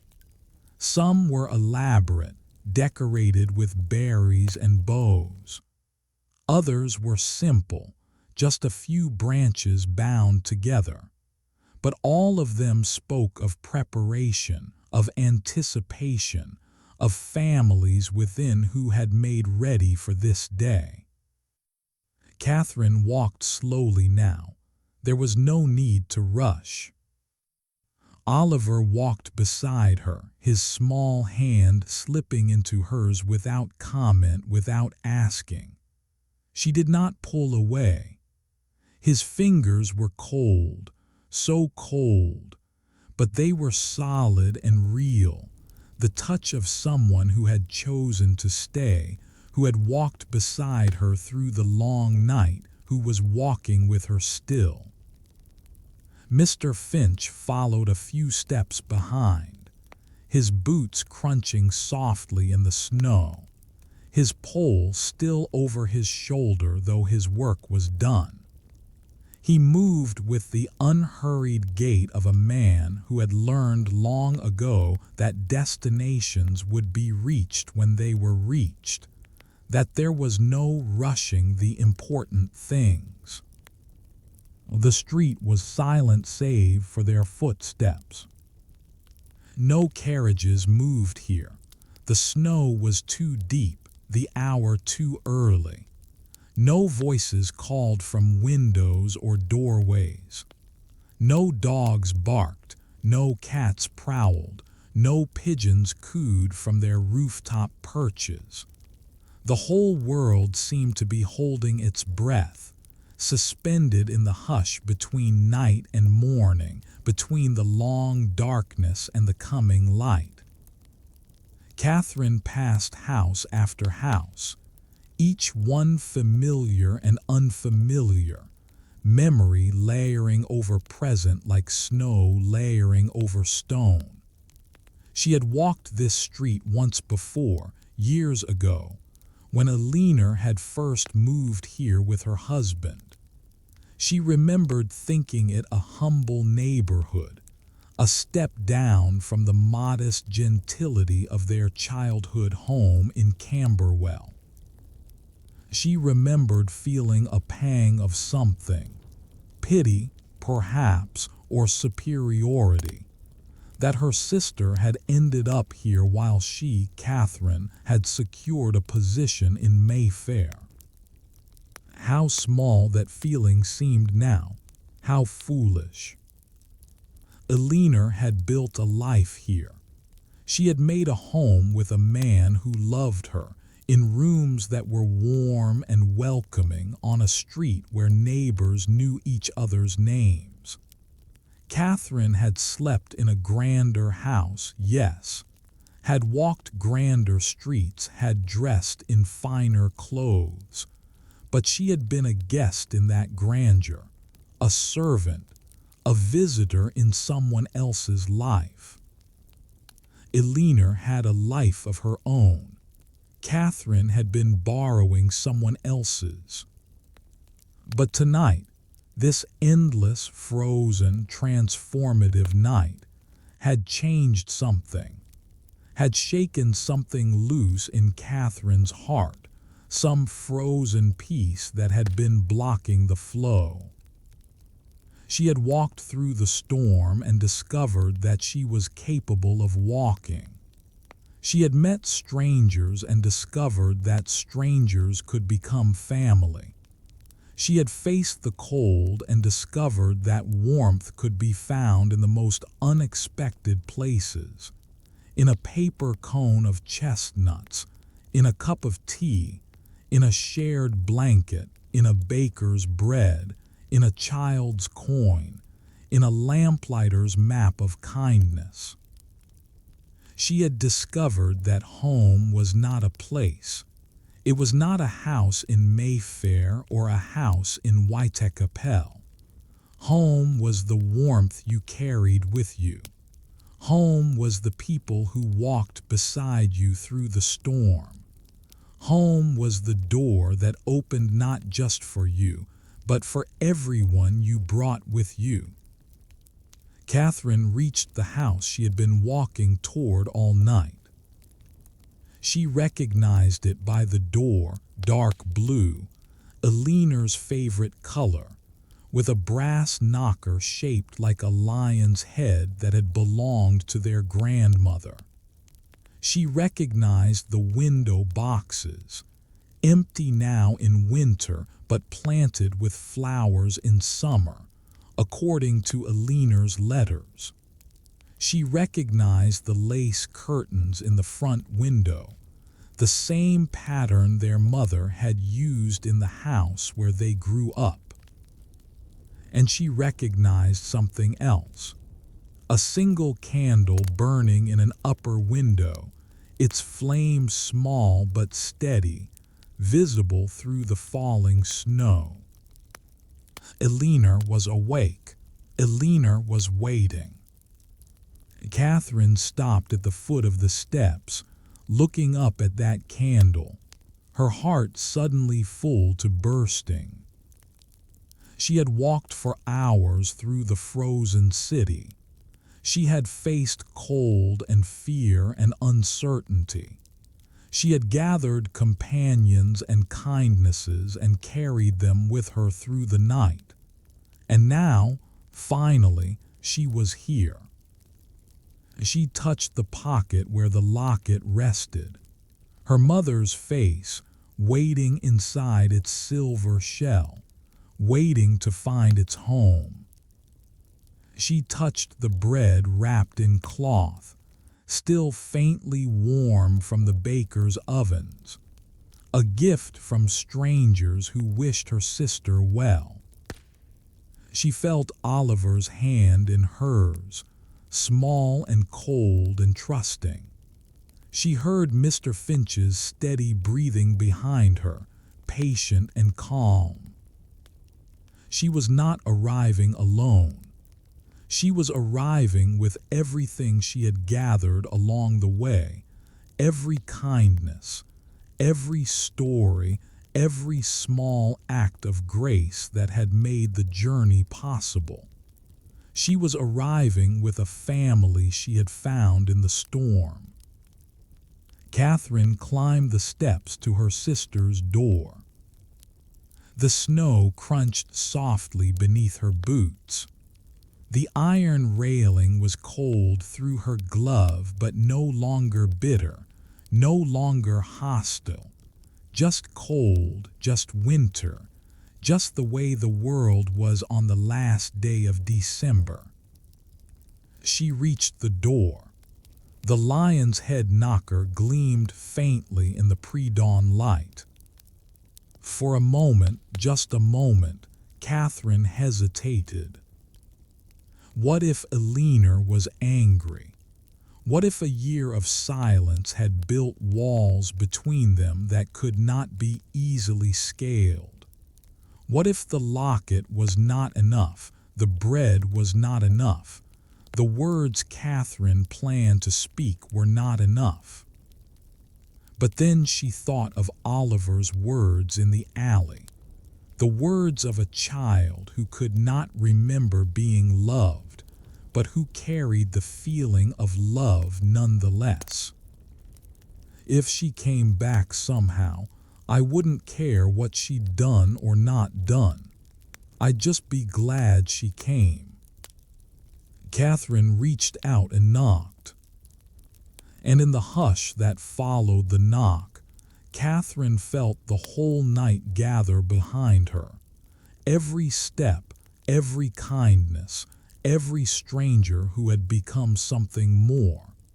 And she knew that whatever came next, she was exactly where she was meant to be.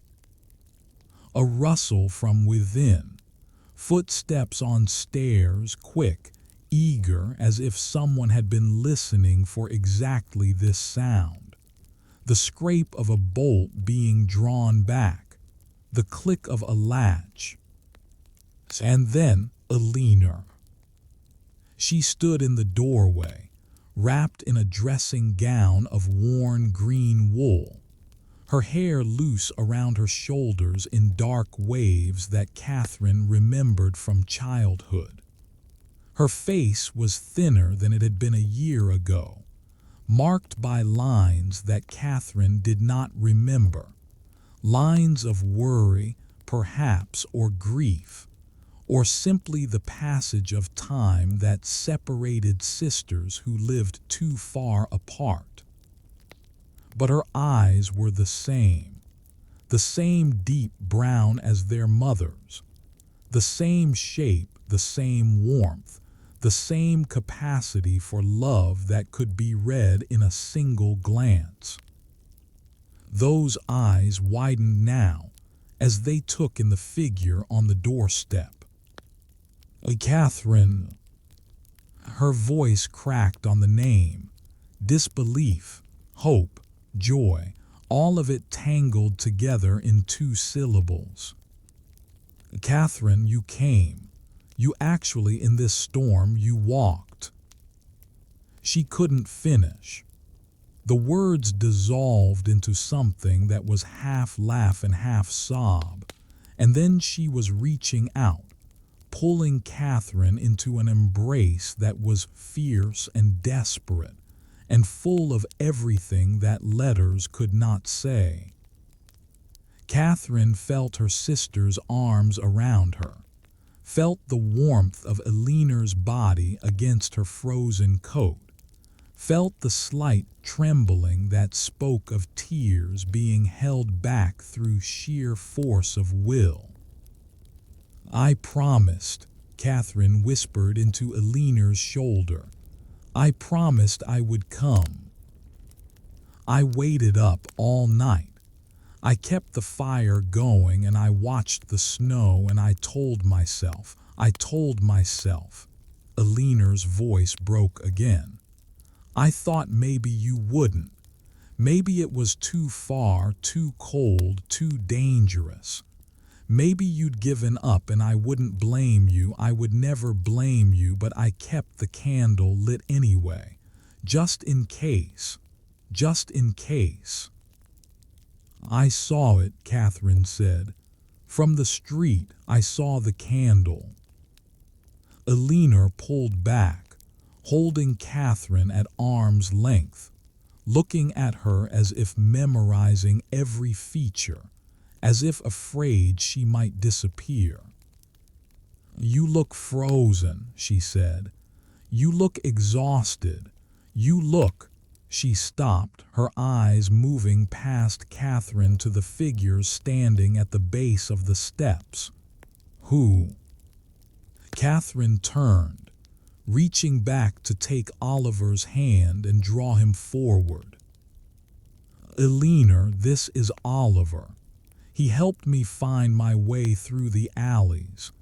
And this is Mr. Finch, Arthur, who lights the lamps on Regent Street.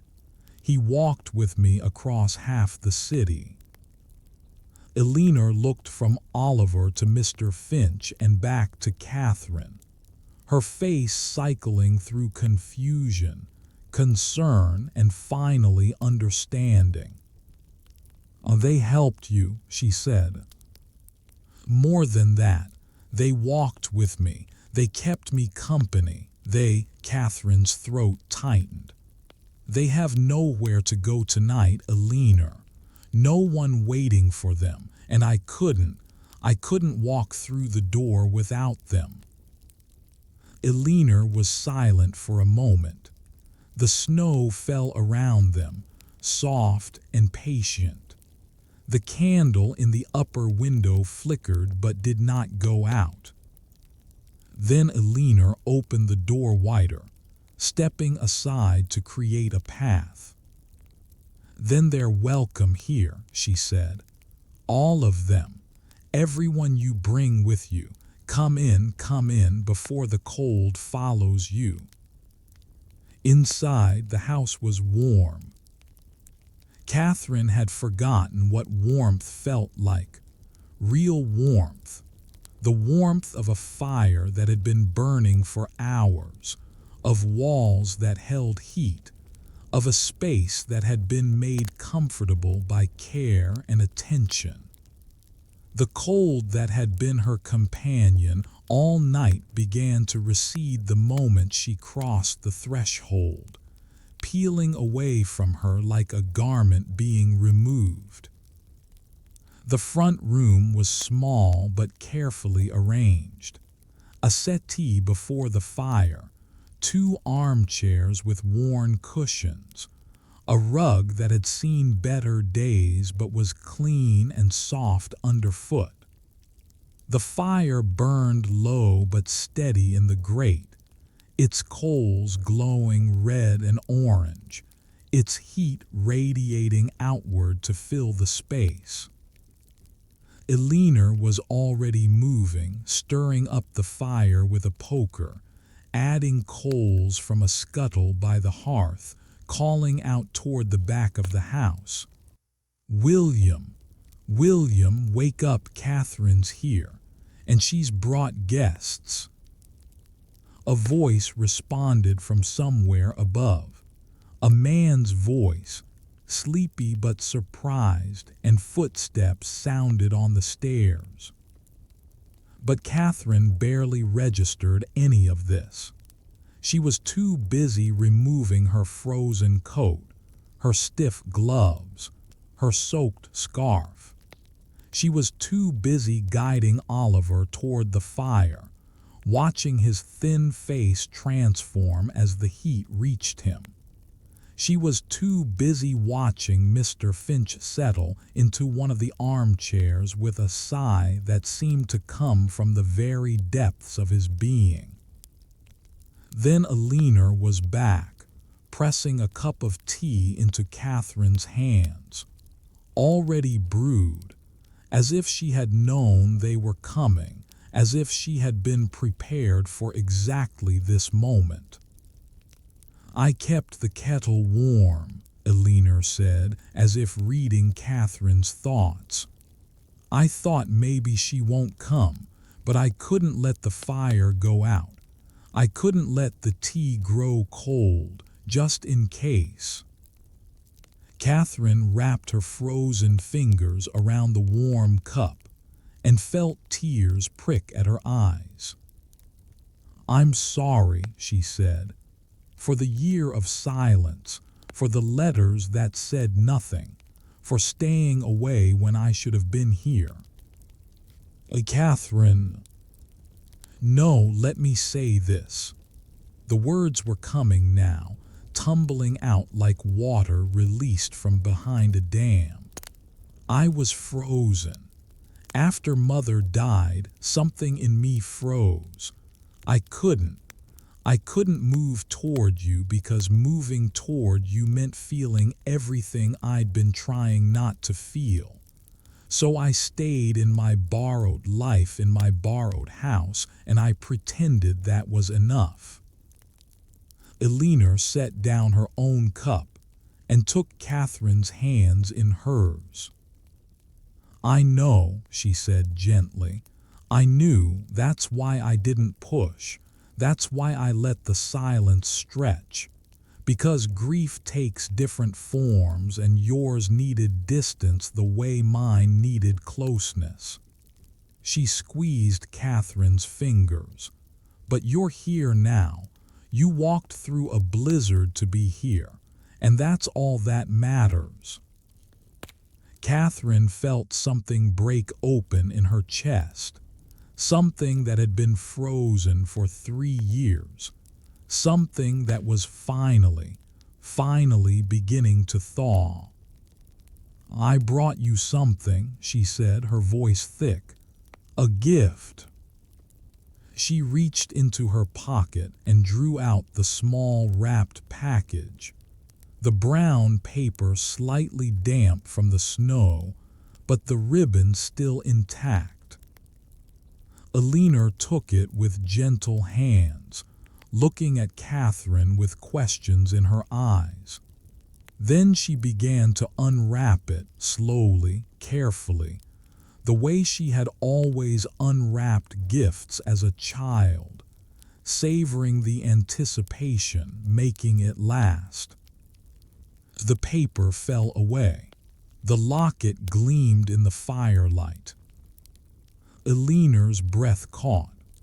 Her fingers trembled as she lifted the locket, as she found the tiny clasp, as she opened it and saw what lay inside. Their mother's face looked out at them both, young, smiling, frozen in silver and glass. The photograph had been taken years ago, before the illness, before the gray crept into her hair and the lines crept into her face. She looked the way Catherine remembered her from childhood, full of life, full of love, full of the quiet strength that had held their family together. "Oh," Eleanor breathed. "Oh, Catherine." "I wanted you to have her," Catherine said, "close to your heart, so you would know, so you would always know that you're not alone in missing her, that someone else remembers, that someone else carries her too." Eleanor's tears spilled over now, trailing down her cheeks, but she was smiling through them, the same way their mother used to smile through tears, the same combination of sorrow and joy that was the truest expression of love. "She'll be safe in there," Eleanor whispered, echoing words someone else had spoken months ago. "In the dark against my heart she'll keep." She slipped the chain over her head, settling the locket against her chest, and looked at Catherine with eyes that held 1,000 unspoken things. Thank you," she said. "Thank you for carrying her through the storm." They embraced again, and this time there was no desperation in it, only peace, only the quiet joy of reunion, only the warmth of sisters who had found their way back to each other. The morning unfolded gently after that. William, Eleanor's husband, came downstairs, a tall, kind-faced man with rumpled hair and sleepy eyes, and welcomed the unexpected guests with the unflappable calm of someone accustomed to his wife's generous heart. He built up the fire even higher, found blankets for Oliver and Mr. Finch, began preparations for a breakfast that would stretch to accommodate 5 instead of 2. Oliver sat by the fire, wrapped in a wool blanket, his bare feet finally warming, his thin face relaxed in a way Catherine had not seen all night. He watched everything with wide, careful eyes. The fire, the food being prepared, the sisters talking quietly in the corner, as if memorizing each detail, storing it against future cold. Mr. Finch dozed in his armchair, his weathered face peaceful, his breathing slow and deep. The pole that had been his constant companion all night rested against the wall beside him, its work done, its duty discharged. And Catherine sat with Eleanor by the fire, their hands still intertwined, talking in the low murmurs of sisters who had a year of silence to fill.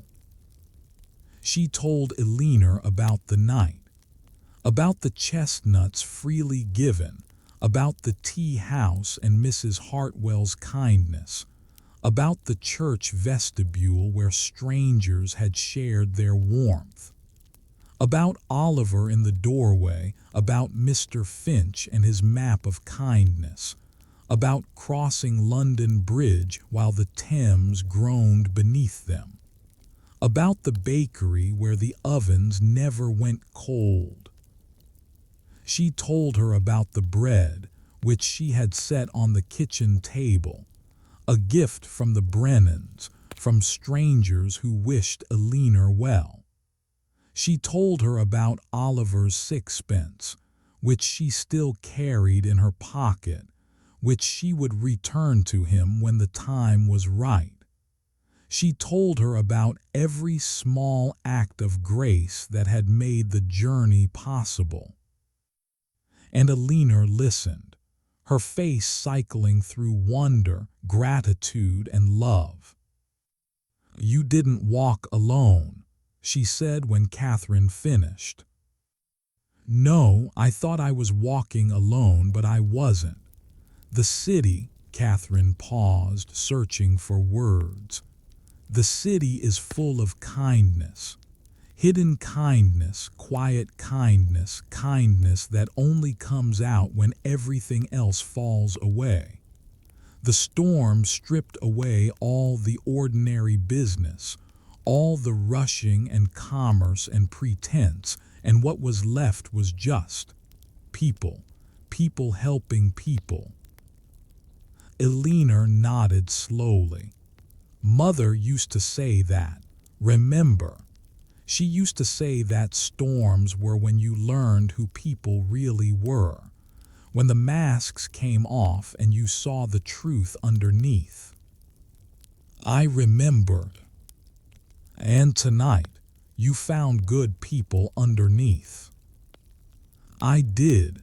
Catherine looked toward Oliver, who was drifting toward sleep by the fire, his small face peaceful. "And I brought them home with me. I hope that's all right." "It's more than all right." Eleanor followed her gaze. "The boy Oliver, what will become of him?" Catherine was quiet for a moment. The question had been hovering at the edge of her mind all night, but she had not let herself fully consider it until now.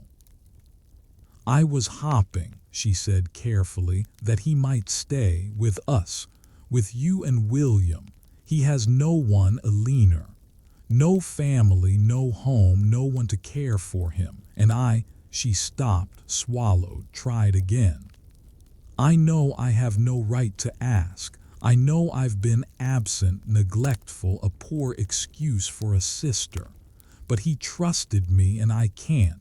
I won't send him back to the cold." Eleanor studied her for a long moment. Then a smile spread across her face, slow, warm, full of the same generosity that had opened her door to strangers in the middle of the night. "We've been talking," she said, "William and I, about children, about weather." She touched her stomach briefly, a gesture whose meaning Catherine could not quite read. "We would have room. We would make room if he wanted to stay." "We'll ask him when he wakes." "Yes, we'll ask." They sat in comfortable silence, watching the fire burn, watching the light slowly strengthen beyond the curtained windows. Dawn was coming, real dawn now, not just the suggestion of it, but the actual brightening of the sky, the first hints of gold and pink creeping around the edges of the clouds. "It's Christmas morning," Eleanor said softly. "It is. The first Christmas without Mother." "No." Catherine reached out and touched the locket that hung against her sister's chest. "She's here. She's been here all along. In the locket, yes, but also," she pressed her hand against her own heart, "in here, in both of us, in the way we love each other, the way she taught us to love." Eleanor's eyes glistened, but she smiled. "Oh, you've changed," she said. "Tonight changed you." "Oh, yes, I think it did." "Will you go back to the Ashworths?" Catherine considered the question. The grand townhouse in Mayfair, the borrowed life, the children who saw her as furniture. It had been her refuge for 3 years, her hiding place, her way of avoiding the grief and loneliness that waited outside its walls. But she didn't need to hide anymore. The storm had taught her that. "I don't know," she said honestly. "Maybe for now, but not forever, not as an ending, just as a—" she searched for the word, "as a transition, a bridge to whatever comes next." "Whatever comes next," Eleanor repeated. "I like that. It sounds like hope." "It is hope." Catherine squeezed her sister's hand. "It's the hope that strangers gave me tonight, the hope that kindness can build, the hope that home isn't a place you find but a thing you make, with the people who choose to walk beside you." The fire crackled softly. Oliver stirred in his sleep but did not wake. Mr. Finch's breathing remained slow and steady. William moved quietly in the kitchen, the sounds of breakfast preparation, the crack of eggs, the sizzle of a pan, creating a gentle domestic music. And outside, the snow continued to fall on London, soft and slow and steady, covering the streets, the rooftops, the frozen river. But inside, by the fire, there was warmth. There was bread. There was tea growing cold in cups. There was the soft sound of breathing as the wanderers finally rested. And so, dear friend, our story comes to a close. The candle that Eleanor lit in her window has burned down now, its flame no longer needed. The dawn has come to take its place. The fire in the hearth burns low but steady, and the travelers who gathered around it have found their rest at last. Oliver sleeps in a warm bed for the first time in months, perhaps years, his small face peaceful, his thin body finally beginning to believe in warmth. Mr. Finch dozes in an armchair that seems made for him, his decades of walking the frozen streets finally earning him a morning of stillness. And Catherine sits with her sister, their hands intertwined, their silence comfortable, their hearts fuller than they have been in years. Outside the window, the snow continues to fall on London, soft and slow and steady, covering the streets, the rooftops, the great frozen river that groans and shifts beneath its burden of ice. The storm that drove so many indoors, that emptied the grand streets and closed the shop shutters and silenced the endless noise of the city, that storm is passing now. By afternoon, the clouds will begin to break. By evening, the first stars will appear. And by tomorrow, the slow work of thawing will begin. But that is for later. That is for the waking world, for the daylight hours, for the concerns of commerce and duty and the ordinary business of being alive. Right now, in this quiet hour, there is only rest. And perhaps, dear listener, it is your turn to rest as well. You have walked far tonight in your imagination. You have walked the frozen streets of Victorian London, past shuttered shops and glowing gas lamps, through swirling snow and bitter cold. You have met strangers who became something more than strangers. You have carried a locket, a loaf of bread, a chimney sweep sixpence. You have crossed the frozen Thames and found warmth in unexpected places. You have carried your own hopes through the night, your own small wrapped gifts for people you love, your own promises waiting to be kept, your own frozen places waiting for the thaw. And now, like Catherine, like Oliver, like Mr. Finch, you have arrived. Let the snow fall outside your own window, whether real or imagined. Let the cold stay outside. Let the warmth stay within. Let your breath slow and your body grow heavy, and your thoughts drift like snowflakes settling on still water. You have walked far enough for one night. You have been kind to yourself by listening, by imagining, by letting your mind travel to another time and place. That is its own kind of journey. That is its own kind of gift. And now the gift you can give yourself is rest.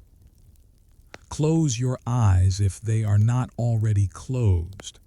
Feel the weight of your blankets, your covers, whatever warmth surrounds you. Feel the steady rhythm of your own breathing, the slow pulse of your own heart. These are the sounds of being alive, of being safe, of being home. Wherever you are home. Not because of walls or windows or a particular address. Home because you have chosen to be here in this moment resting. Home because you carry warmth inside you, the warmth of everyone who has ever been kind to you, everyone who has ever walked beside you through your own storms. Home, because home is not a place but a feeling, and the feeling is within you always, waiting to be noticed, waiting to be claimed. So claim it now. Let the last images of the story drift through your mind like snow falling past a window. The frozen serpentine, the warm bakery, the locket gleaming in the firelight, the door opening to reveal a sister's joy. Let these images soften and blur, becoming less story and more dream, less words and more feeling. And when sleep comes, as it is coming now, as it has been coming all along, let it take you gently. Let it carry you into the quiet place where the night holds no terrors, and the cold holds no power, and every storm, eventually, gives way to morning. Sleep well, dear listener. Sleep deeply. And may your dreams be as soft as snow falling on a Christmas morning long ago. Good night.